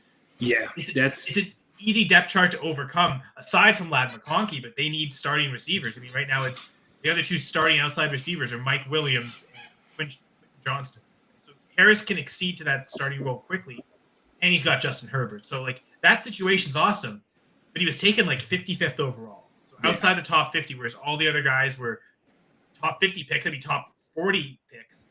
And I mean, Egbuka was again 19th overall. So they all have this like something amazing about their profile, but also something kind of bad. And then there's Jaden Higgins. He's got like the second best of everything. It's like the second best wide receiver depth chart. Yeah, he's never going to pass Nico Collins, but he could easily be the wide receiver 2 from day 1. Yep. CJ Stroud is really good. I don't think he's Justin Herbert level, but from what I've seen, I'd say Stroud's better than Love. Certainly better than Caleb Williams. Stroud's better than Baker. We're hoping Baker gets the level that Stroud's at. We're still hoping. That's not going to happen. So, and I think it's still another level for Stroud to get to. His production profile is not quite Luther Burden, but it's really close. So Higgins is almost the safest one because he's the one without a true wart in his profile, but he also has nothing outstanding like all the other guys have. Sorry, I'll just say I had a really hard time trying to rank them 3 through 7 and find an order. But ultimately, Danny, I do have Igbuka at wide receiver 3. I think the thing about him that we hesitate is, okay, Evans and Godwin are there, but how much longer is that really going to be the case? I don't think we should hold back Igbuka because everything else about him seems great. Just because it could be crowded. I mean, he could be the third target on the team as the wide receiver 3. Like, out target all the running backs, out target the tight end. I'm pretty happy with, like, not outstanding production, but it's at least something from the get-go. So, Danny, personally, I think are you worried at all about McMillan for the Bucks if you're Igbuka? Nah, I mean, I think he jumps him because McMillan struggled to do anything until Godwin got hurt. Right? Like, McMillan didn't show the capacity to overcome and really do, like, before Godwin got hurt, he was barely getting targets. And then he, we had to throw to him, and everyone else on the team really sucked, so he turned out to be the best. I agree with Danny. I think Igbuka is going to need, like, man, I don't think there's any player that's been hurt in Dynasty, like, value from the start of the offseason to now more than Jalen McMillan. He might have been a borderline top 40, top 30 wide receiver. Oh, Chris Godwin resigns. 3-year contract, too. Oh, because we thought, okay, the ankle injury, maybe the Bucks don't want to resign him. Even if they do, like, what shape is he in? So, okay, that hurt him. And then, and now they take Igbuka in the first round. Like, I think Jalen McMillan's buried. So. D, I think you're about to say that I had the best draft out of anybody, and you're really proud. I think I like your picks. I think I look at my picks though for what I was able to do, and I say, yeah, I like where we're going here. It's funny. It's similar picks, right? Judkins a little bit behind Hampton, Harris a little bit behind Igbuka, but the same kind of thinking. I like those guys in that range. I love the Devin Neal pick. Yeah. I was kind of hoping he and Ferguson were the two guys I was hoping would fall to me. Like, literally fall to the very end of the draft. I had the least amount of capital, so I do like your picks, D. I like the Judkins over Henderson take. I have it ranked that way, even though that's not the norm. So. It was tough because when I was looking in the first, the reason why I went with Judkins was obviously we know Genty, he'll probably have the biggest workload from this class. Hampton will probably be second. But then when I started thinking about some of these other rookie running backs and their potential to have like a large backfield share, I was like look at the Browns running back roster. Jerome Ford doesn't scare me at all. I like my chances. With Quinshon Judkins to be able to win that spot out and beat out, what was the other guy they drafted? Sampson. I like his opportunity to do that. And then with Trey Harris, I'm gonna be honest with you, I didn't really even need a wide receiver, but when I looked at the board, it was just like, this is clearly the best player available, and I can just continue to strengthen my wide receiver room. And now my wide receiver room, because remember, I picked 102 last year. So we have Malik Neighbors, Khalil Shakir, Jamison Williams, Mike Williams, Jacoby Myers. Then we got Trey Harris. Still got some hope on Troy Franklin. I have a lot of hope in Kayshon Boutte for the Patriots. I think he's going to be a pretty good wide receiver. And then I got DeAndre Hopkins, who I'm hoping I can trade because he did come to me and ask to be traded, but at the same time, I feel like we can get D-Hop a ring here in Vegas. So yeah, we're feeling pretty good here in Vegas inside the war room. I think as I kind of look around at the competition, I'm just looking at Rojo's roster and it's fucking food. It's fucking food. I can't wait for the champ next season. We're gonna run his ass the fuck out the building. There's a few teams that are on my smoke list. Rojo, top of the list.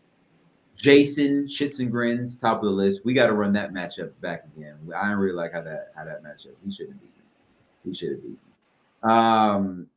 And as usual, I do like playing. I do like beating Greg just so I can make fun of beating Greg. And then my Devin Neal pick, the Devin Neal pick was definitely it was a flyer. I'm not gonna hold you. I really wanted Jaden Blue, but say it took right before I did. He took a few players right before I did that. I was like, WTF, man, you must hate me in real life. Literally, Matthew Golden and Jaden Blue, those were my two guys. But I can see why you want Golden for sure. I mean, Packers first rounder as well, though. But yeah, Jaden Blue got a great spot, but Devin Neal was my RB3 before the draft. So I think you got the better player, even if his situation might not be great. Actually, Saints isn't bad because we don't know how long Kamara has left. But man, it's just sixth rounder. That just sucks. Yeah. He went so late in the sixth round. There's they're not going to prioritize, and they can easily draft over him next year. Yeah. But I also start thinking about the super flex starting next year. So knowing that I'll be starting Josh Allen with any combination of Bo Nix, JJ McCarthy, or Jared Goff. So I'm really trying to just make sure that tight end, that skill position player depth is there. And I think I'm getting there. I really think I'm getting there. And I'm just looking across the team. I think there's going to be a lot of parity this year. I think it is going to be tough to get 6 teams into the playoffs, but I'm excited to see who the 6 teams are. And I just can't wait to beat up on Rojo, beat up on Jason, beat up on Greg again. And everyone else is, usual. Oh, I start the season off versus Bam. Come on now. I thought it was me. No, I always reshuffle the schedule after the draft. Yeah, I know, but I thought after the reshuffle, I thought it was still. I got Rojo again. This is the second year in a row I faced Rojo week 1. And while you guys talk, so the offer I did make, Rojo, he put it. I offered him 202. We talked about a second round pick next year, and then one of Connor Pollard, David Montgomery, and I wanted to pick swap 206 for Penix, and then he jokingly threw in Marvin Harrison in there too. Because why not? But yeah, that's what I offered for Penix in 206 because I wanted to pick in the second round. Danny, we played this year. No, I can see why Achille chose to reject that. I'm just going to stick with the quarterback. I think that would have been a good offer. That would have been a good trade for you, I think. Yeah, but once he kind of turned that down, I was like, well, okay, if that's not even the floor to get a serviceable quarterback, then I might as well see if I can make a deal to get Jackson Dart in the 3rd round. I will say Achilles, and I mean, clearly I think you know this now too, though. He's already pricing quarterbacks at Superflex prices, even if it's not a Superflex league this year. So he's probably not the person you want to buy a quarterback from this year. Well, next year, when everyone values them the same way, then it's kind of fair game. But I think this year you might want to still focus on other managers who are maybe still valuing the QB as well. Well, here's the thing, Kyle. So I thought about that. And every manager who has a QB surplus, who has the ability to trade one, is already thinking, like, if I had reached out to D about JJ McCarthy, I know for sure it would have been a super flex price. Like, every person who has a QB that's viable for super flex, I feel like I would have gotten charged super flex, because most of those guys who have a QB surplus are pretty smart and aren't thinking year to year, but 2 or 3 years. I've got a QB surplus, and I'm not very smart. Wait, who was on your roster, Kyle? Geno Smith. We talked about Geno Smith last year. Yeah, during the season. We talked about Geno Smith. Who has Jordan Love? Indeed, right? Or no, he used to. Rojo. No, Rojo has just like this. Like he's going to clean up. Y'all, 165 days. Rojo, listen, stop talking that Rojo shit. His reign at the top was short like leprechauns. Stop talking that Rojo shit. He has he is the reigning champion. You're talking past tense. I know he won it last year, but he is still the defending champion. Yeah, well, make sure when you bring up Rojo's team that you bring up the cup of sugar that is right next to, because this shit's sweet over there at Rojo's team. You tell him I said it too. God damn it. He's listening to the podcast. You don't need to tell him. He in here. But no, like, Rojo has Penix, Love, Drake May. He's going to make a killing next year off someone who waited to the last minute. And I did not want to be that guy. I mean, I feel like most people have. Bam only has. Exactly. Bam is the only one, right? But he's also, I mean, he's pushed it to the extreme. Like, Bam wants to win this year. he'll figure out the QB on Lamar's bye week for that 1 week, but he's just running it with Lamar. I mean, Lomar, whatever his name is, manager, all year, as far as Lamar will run, which is pretty far and pretty fast. So I get the strategy, man. Like he's pushing it all in for this year, and he'll worry about Superflex when you got to worry about it. I'm not going to say anything further. So I mean, even look at Greg's quarterbacks, right? Like we don't know what Caleb Williams is. We know what Justin Fields is. We kind of don't know who Bright. Like Greg could be in a situation next year where he's reaching out to Rojo or Kyle. I mean, my four: Geno Smith, Baker Mayfield, Tua Tagovailoa, and Anthony Richardson. Like, there's not a ton of long-term viability. Like, there is maybe for Mayfield and Tua, but there's also risk that there isn't. So, like, I'm also thinking I've still got to address QB next year too. But I'm happy with what I have now. I'll address it next year when it is super. But the thing is, you won't be desperate, and you have like 6 first-round picks. Like you own the first round. I mean, I guess I'll tell you now. That's kind of why I want first-round picks, because I feel like that's what's going to allow me to get the quarterbacks I really want to upgrade to. So, anyone who's got quarterbacks that are better than Baker Mayfield, you're probably going to get an offer from me. So, I just like next year. You're probably going to get an offer from me, Danny. It's like and I assume you're going to have no interest in doing it, but. Like next year, I think we're going to see a trade for a quarterback that's going to be so egregious. The whole chat is going to talk about throwing in veto in the owners' meeting for 2027. Like I think I have a feeling I'm going to be the one that does it. I'll probably be the one to overpay. So no, I don't think I think someone is going to be like, are you for real? Like I didn't want to be that guy. All right, y'all. We know that what y'all are talking about is bad. We know it's. Again, I'm kind of almost already planning to do it though, right? Like that's why I'm accumulating all these extra firsts, because like I kind of want to just next year go after any player I want. Now I've got I can just overspend on some crazy massive deals. So if you see some really ridiculous deal, I'm kind of thinking it might be me that does it. So we'll see. Maybe it is Bam. Who knows? So it's funny. Bam is talking about Shador right now in the comments. I had in my mind that the goal coming out was Shador and Arroyo the floor. And then somehow I got my hands on Mason Taylor and Jackson Dart. When I say how happy I was Sunday, like I went to pick strawberries with my wife. I was in the strawberry field doing the draft. And then when the draft was over, I was just over the moon. I'm so happy about my draft. I'm pretty happy too, man. I really think last year's draft really helped set me up for this year's draft, which really helped me set up for the draft next year. I think the ability last year to draft both Bo Nix and J.J. McCarthy alongside already having Jared Goff and Josh Allen, to be honest with you, I'm building up depth. It wouldn't surprise me if the Horned Ducks next year are right on the precipice of making the championship run. But I can tell you now, it won't be Rojo and that sweet-ass fucking team. Oh no, man. I feel like it's Rojo, shits and grins collision course. Yeah, it was the final last year, right? So well, not no more. We dead in that. Dead. I think you said parity this year, right? Oh yeah, a lot more parity. I mean, last year I lost the first round bye.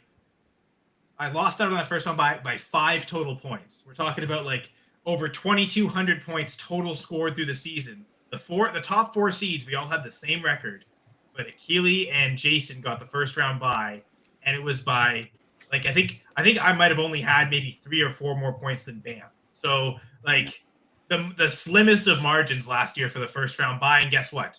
I lose the first round. I can't remember if Bam did too. But the Bam. You want to let the people know who you lost to first round last year? It was you, right? I think I lost to Greg. I think I lost to Greg in the first round. So, like, it's funny how Bam and I weren't that far away from just automatically making it to the second round because of first round buys, right? So, like, I thought last year was super, super heavy parity. So I think it's just going to continue from what it was last year. I don't see much change. Like, it's going to come down to the slimmest of margins. There's almost even the first or second team that misses the playoff is going to be a good enough team that if they make it, could have won it. Oh yeah, the first team out of the playoffs is likely going to be fighting for 101, and they're probably going to have a serious claim at it. Player haters ball. Yeah, It's the play. It was a little bit. Last question on the rookie draft, and then we can chat a little bit of NHL playoffs. I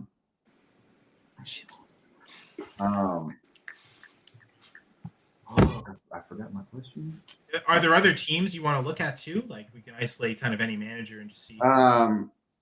Like you said, Shea, he basically just kept sniping you the whole time. Golden, blue, doesn't have much capital. Yeah. Can we Dylan, of course, never traded any pick. Never. Hey, quiet. This is a good draft. No, I mean, well, yeah, no, I thought he picked well. Like stick and pick, like he drafts well enough, and he's active enough on waivers that he can justify it. Never making a trade in a dynasty league. He's still managing to at least like the team isn't completely awful. Now he didn't make the playoffs, and he wasn't good enough to win the first round of the consolation bracket, which benefits Danny getting Amari and Hampton. Hey. So he might end up being stuck picking that third, fourth. Purgatory. But what's funny, he made the championship game like 2 years ago. Yeah, I think he played me, didn't he? No, I think he played Greg because he lost. He ended up losing. I think he lost to Greg that year. Yeah. Yeah. So can we go to Shits and Grins draft real quick? Yeah, sure. Boo. I don't know, man. Like the Scatterboo pick. I'm glad Scatterboo didn't get like that for real. I don't, but I think that's why I like that better than the Jack Besh pick. What's your beef with Jack Besh? Well, again, the production profile, it's awful. I can pull it up. Share that too, but, so one of the things I look at with receivers, or there's a few production metrics I look at is receivers. Here, I'm gonna.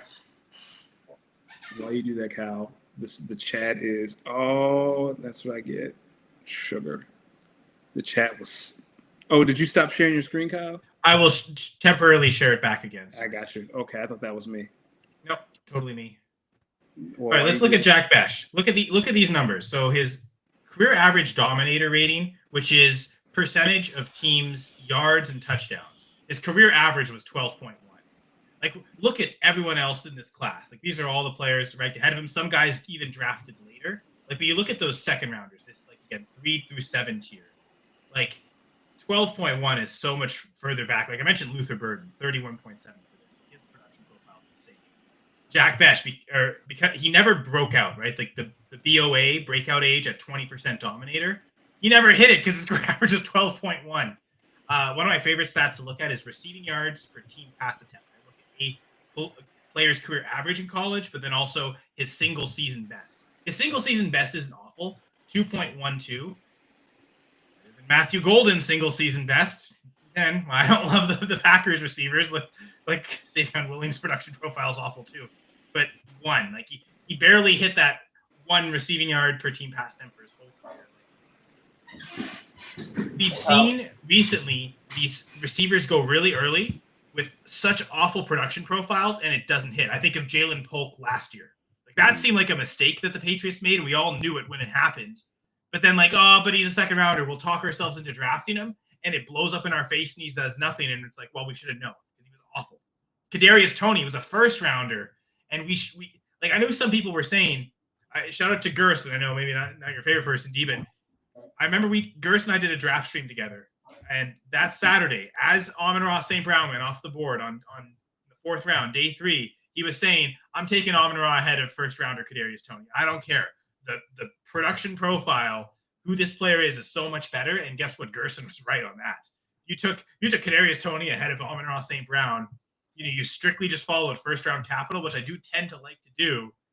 But so again, like Besh, like 58th overall, it's good, but I'll take these third and fourth rounders ahead of him just because of this.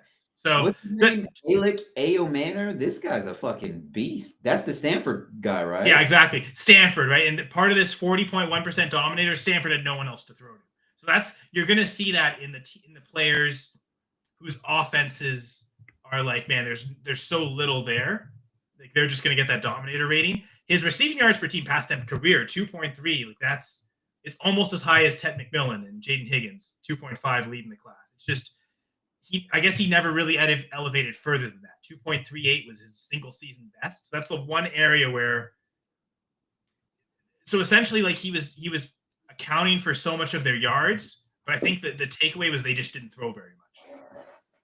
So he had a huge percentage, but then, you know, it just seemed like maybe they wasn't an overall good offense to be part of. But yeah, A-Man, I like the stats. Like I like his production profile. Just looking at this a lot better than I do Jack Besh. So I'm kind of fading Jack Besh. So I thought he went even in a 1 QB league here. I'll share this now. I just thought he went too early. So yeah, that's why I hate Jack Besh. Yeah, I like the Scatterboo pick more than Besh. I thought it was a little early on Warren, but I mean, if he was thinking Warren or Loveland, he wouldn't have got one at 207. If Jason really thought those were the only 2 tight ends worth taking, unless he was able to trade down, you kind of had to just take one at 107.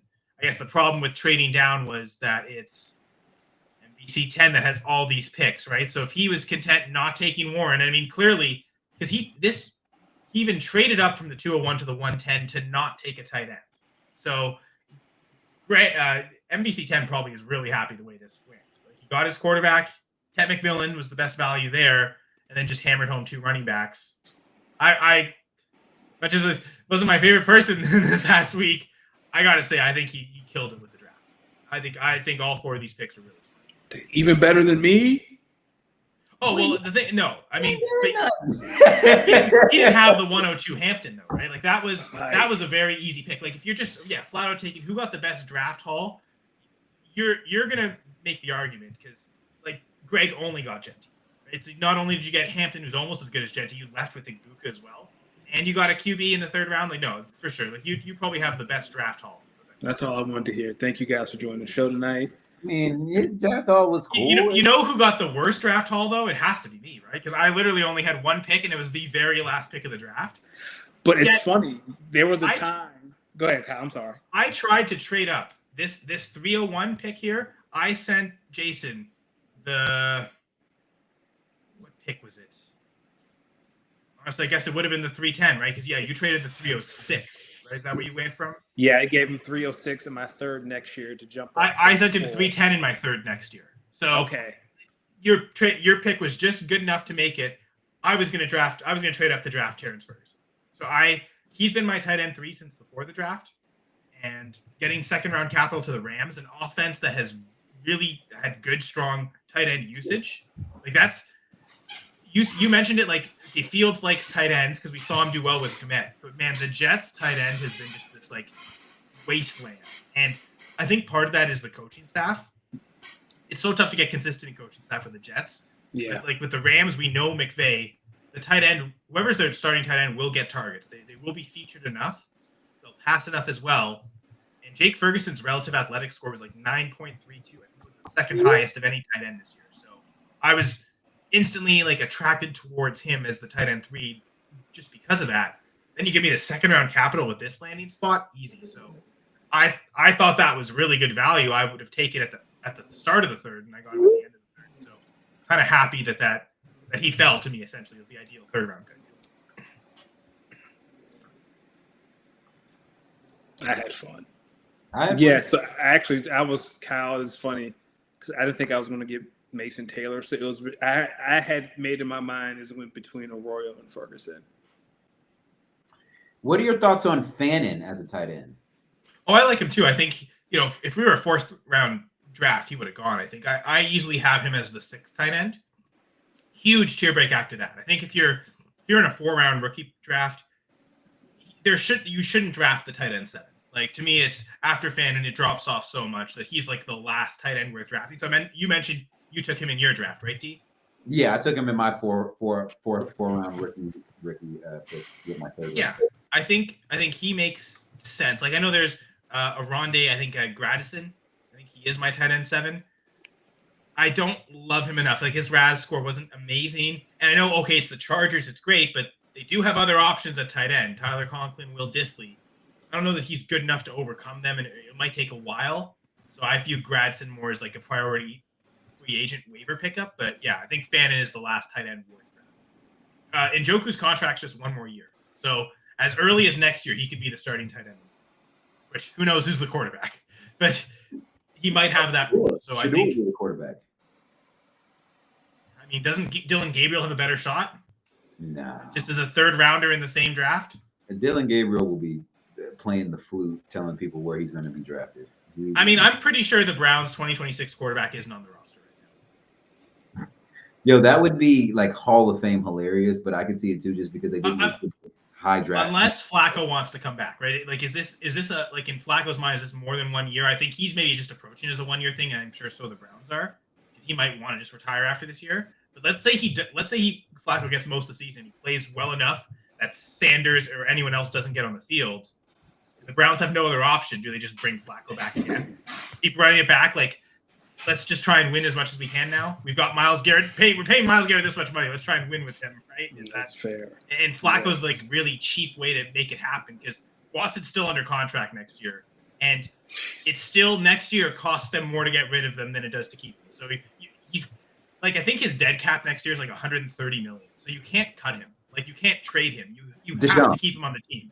So whatever $60 million cap hit, you just have to eat it next year because it's. But then it's it. After 2026, he's done. So you just have like one more year of this Voldemort contract.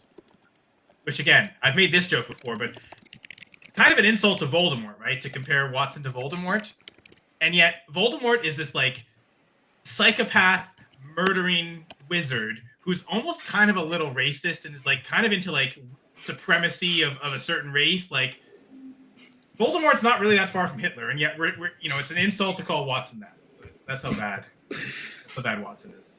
But yeah, we can end. That's maybe the sign to end football and go to hockey. All right, we can get through hockey pretty fast here. Great stuff on the fantasy football, guys. So right now we're in the semis of the NHL playoffs. No, not quite yet. It's still the first round. No, second round. Second round. That's what I meant. I meant second round. Yeah. Second round. It used to be called the conference semifinals. Now it'd be like the divisional finals and the conference finals. They've kind of almost aligned it to be more like the NHL or the NFL. Thank you, Kyle. All right, second round of the NHL playoffs. We are here. Toronto Maple Leafs are up 1-0 on the Panthers. No, not Florida Panthers. They are ending champs, Florida. And last year they played Toronto in the second round, or maybe that was 2 years ago, and like they crushed them immediately. Like game one was they scored almost immediately, and it was never close. Toronto got the first couple goals, and they almost blew it, but they managed to hold on and get the win. But that's huge for Toronto's psyche to not be chasing the series finally. I mean, we talk about cup droughts. Toronto hasn't won a cup since 1967. We're talking about Vince Lombardi three-peat with the Packers that long ago. So gracious. Oh, yeah, The last time they won, there were only 6 teams in the NHL. Oh, 67, 68 was the very first year of the original expansion when they expanded from 6 to 12. And since then, Toronto has not been able to win. So this is like it's in the middle of Canada. It's like one of the most hockey mad places on earth is like the Toronto area. So the immense pressure on this team to perform in the playoffs is insane. Could this finally be the year where they get past that? I mean, they haven't even been to the final since then, since 67. So even just getting to the final would be, man, maybe the city of Toronto would explode. Yeah. Just getting to the final. So maybe that's too dangerous. We don't want to see that.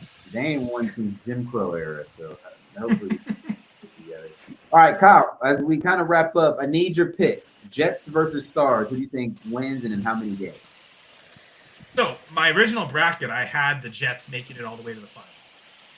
Now, the thing with they're both set up where they're both missing key players right now. Their top defenseman for both teams is out. One of their top forwards is out. For the Jets, it's their top centerman, Mark Scheifele. For the Stars, I think it's their leading goal scorer, Jason Robertson. So, and I mean, to a certain extent, I think all four, so the top defensemen are out. Josh Morrissey for the Jets, Miro Heiskanen for the Stars. He's been out since he got hurt. I think he got hurt in January, February, so he's missed a ton of time. I think it might have even been before Christmas. So there's an expectation at some point that all these players will return, but how quickly and how good of shape will they be in? Who knows? But that was enough. Like these teams are still good and deep enough that they were able to overcome that in the first round and win those series, even though they're playing against some pretty talented teams. Both have incredible goalies. They probably have the two best American-born goalies in the league, Connor Hellebuck for the Jets Oh my God, I can't. Oh, Jake Ottinger. Just forgot his name. For the Stars. So I think I'm sticking with the Jets, just my original prediction that they'd go all the way to the finals. And the team I had them beating them in the finals in the bracket is the Tampa Bay Lightning. They got eliminated in the first round. So it shows what I know, but I don't know. There's something about this Jets team. I mean, Connor Hellebuck, he's nominated for the Vezina, which is best goalie of the year. He's almost surely going to win it because he's also nominated for the MVP. So it's almost a given that he's going to go back-to-back Vezina trophy wins. And last year, he was the best goalie in the league and totally collapsed in the playoffs. That almost happened again this year. It was weird. The Jets Blues series in the first round was a wild playoff series I've seen. 2 games. The pace and the speed was incredible. 2 of the best games of hockey I've ever watched. It's so physical and like how I wonder if it was tough to keep that pace up for a whole playoff run, let alone the series. But it was really tightly contested games. So the Jets ended up winning those first 2 games at home, really close matches. And the 3 games they lost in St. Louis were all massive blowouts where Connor Hellebuck got pulled all 3 times. Oh. So it was Jets winning close games or getting blown out completely by the Blues. And Game 7 was a close game, so they ended up winning. They scored the tying goal in regulation with 1.6 seconds left. They were that far away from being eliminated, and then in double overtime got the win. So from the Blues standpoint, they were so close to advancing, and that's got to be a little heartbreaking. But for the Jets to be on the brink like that and come back, that shows some resiliency. Now on the other side, the Stars they played Game 7 as well. They were losing going into the third period, and Miro Heiskanen, their big trade deadline acquisitions, and they gave this like 8-year or 7-year, $12 million per year $1 million contract to massive deal. You got a hat trick in the third period to lead them to the win. So it was immediate dividends. So both teams showed when it mattered most, Game 7, third period, literally last second of the game, they got it done. So both teams have that in them. But I don't know, just something about the Jets. I think they've really exercised some demons. I think since this core, they went to the conference final in 2018. It was Vegas's first year in the league, and Vegas upset them in the conference final to actually get to the Cup final, losing to Ovi and the Capitals. Since then, the Jets have won 1 playoff series, and they make the playoffs almost every year.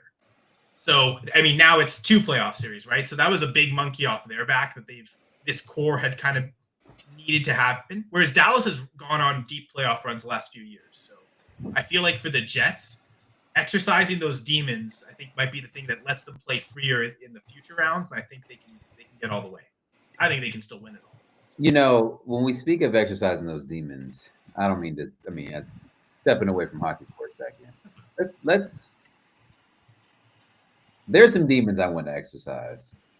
Bam and Achilles. He's fucking in the fucking comments right now. Yeah, we can. I just want to acknowledge some tomfoolery. So Bam said I was going to trade into the first round and take Cam Ward, but the draft start time was changed. So Achilles said they skipping this topic, and then Bam said this is collusion at its finest. Let me tell you 2 dummies something. You two. First off, 1, there is no collusion. Second, Achilles, I need you to be honest because you were one of the main proponents and the main pushers of can we start this draft earlier? Whoa. I want to push back on this because I went back through and read everything. And Achilles did push for the slow draft. He never pushed for starting it early, though. So I will defend him on that. He was one of the proponents of saying, let's do a slow draft. And that's the thing that bothered me. I think the slow draft was a better idea. Really wish someone would have made it for a proposal in these designated league meetings where we have changes and proposals. That would have been nice. Probably coming up next year. I think almost assuredly. Wow, you saw how I was just chilling, minding my business. Then tried to fight him off. I was like, yo, we not doing this. But I think it would have been fine to even just go to a slow draft if we started on Sunday, right? Just start the day it's supposed to start, right? Like that would have been okay. I would have been okay with that. But it's the accelerate, right? And those are 2 different decisions. You could have decided let's do a slow draft without advancing the day further. So that's where my whole gripe is starting the draft early, and I'm with Ban on that. Like that's can we the biggest in all this, Bam, you ain't got the juice to trade up for shit right now.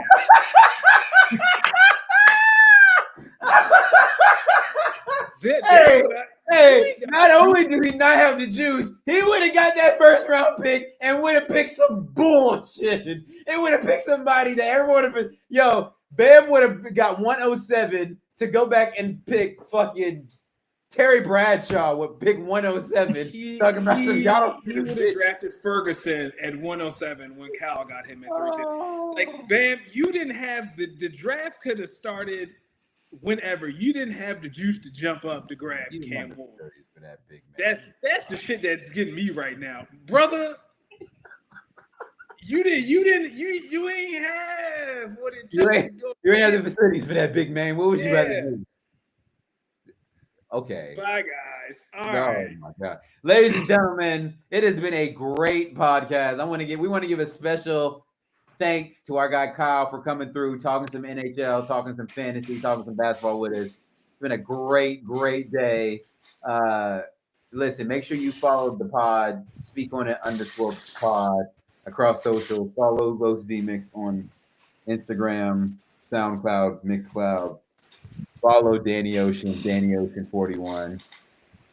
Follow Kyle Senra. Senra says, where can they listen to you, Kyle, for more? Yeah, so I co-host the Dynasty 6-Pack, and we'll be recording basically 24 hours from now. We're live every Wednesday night, 9:30 p.m. Eastern, on the Fantasy 6-Pack YouTube channel. We love talking Dynasty. We'll be talking through rookie drafts, and we're actually going to be talking through the All Money In rookie draft tomorrow night. So it's my only rookie draft that's actually completed at this point, so I have to pick this one. But we talk so much Superflex that I do love the concept of talking about a 1 QB draft. So next tomorrow night it's and let them know what a championship team is about to look like, because I'm about to kick Achilles' team's ass next year in the playoffs. So tomorrow night, like, it's me, my co-host Jamie, and Rahul, and each of us are going to bring a completed rookie draft that we've been part of, and we're just going to go through the whole draft a little bit like we did tonight, but we're just going to focus on that. And we also do a trade of the week every week, and what we're going to do is we're going to do 3 trades of the week, one for each of those drafts, trades that happen during the draft. So Akili will be talking about your trade, because it was the earliest one that happened during the draft. Like, there's my trade that happened a month before the draft, which is, again, part of... Sorry? Talking about my trade or Danny's trade? Well, but actually several trades. I think all of us made a trade about a month before the draft, but Akili made one while the pick was on the clock. Right? Okay. It was the moving down from 110 to 201, just that the one spot move down that MVC 10 really wanted Caleb Johnson for. I made my I don't know what me and Akili traded last year for us to trade first and second round picks. Thank you. And this guy didn't want to trade the picks back. Fucker. Well, and here's the thing. I know Akili likes Travion Henderson more than Judkins. So as far as the first round's concerned, he's happy the way that turned out. He's still got Henderson. Listen, he can take the players I don't want, because the players I do want, we're gonna walk into his crib week 9 and kick his team's ass. Now, Bam, you got 2 ass whoopings coming your way, week 1 and week 10. You got 2 ass whoopings coming your way. But Akili, week 9, you might. And after I beat you, I really might mail that belt.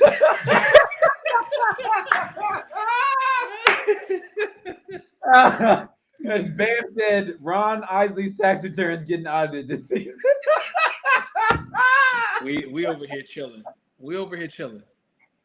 I love the Hampton pick. That should be a. We are excited for because I've seen the debate in some leagues. Like, I've seen some leagues where he's not the 102. Like, was there any debate for whoever you view as your wide receiver 1? Say what again? I'm sorry, Kyle. Like, was there any thought in your mind of going with your wide receiver? Oh, hell no! It was Hampton. That's fair. It was Hampton the second. Yeah, I was 100% bullshitting with you guys when I was like, it's for sale. It was not. Again, it would have had to take an act of God. That's fair. I mean, I think I'd value Hampton over any of the running backs I have on my team. Like, it's Kyron Williams, Ken Walker. Like, I'll take the guy that just went in the first round and is just starting his rookie contract. What about Patrick Mahomes, first round pick, and Jesus? Would you do it? Maybe I'll think about it. Like, I say stupid not to. Yeah, when I say Mahomes and Hurts next year in Superflex, that could be. It had to be Jett as a chase, like, or CeeDee Lamb, like that. That's nobody is trading CeeDee. That's what I'm saying. Like, that's what I'm saying. I mean, I traded him last year. But I'm saying like that's what it would have taken to get off 102, and no one was doing that for 102. Yeah. No, for sure. No, I like the pick, Danny. I like your picks as well. Not a bad. Now, Thank you, I will Kyle. say I do have Higgins ahead of Trey Harris, but like I mentioned, that range is so tough to rank that whatever metric you use to decide between them probably makes sense. So whatever reasons you chose Trey Harris over Higgins, I guess we don't have extra time to go through exactly why, like just the comparison of those two players. Ladies and gentlemen, you could have been anywhere in the world, but you were here with us tonight, and all we can do is thank you and make sure you speak on things you feel strongly about, whether that's receiving a belt for a championship or whether it's knowing you're about to walk into the champion's house next year and kick their teeth in week 9, and you're looking forward to it. Mamlos D-Mix signing off for Danny Ocean and Kyle. Speak on it pod. We'll be here next Tuesday. Akili, Bam, thank you, good brothers, for pulling up, hanging out with us. Much love to you guys, per usual. Stay wavy, stay gravy. We'll see y'all. Peace.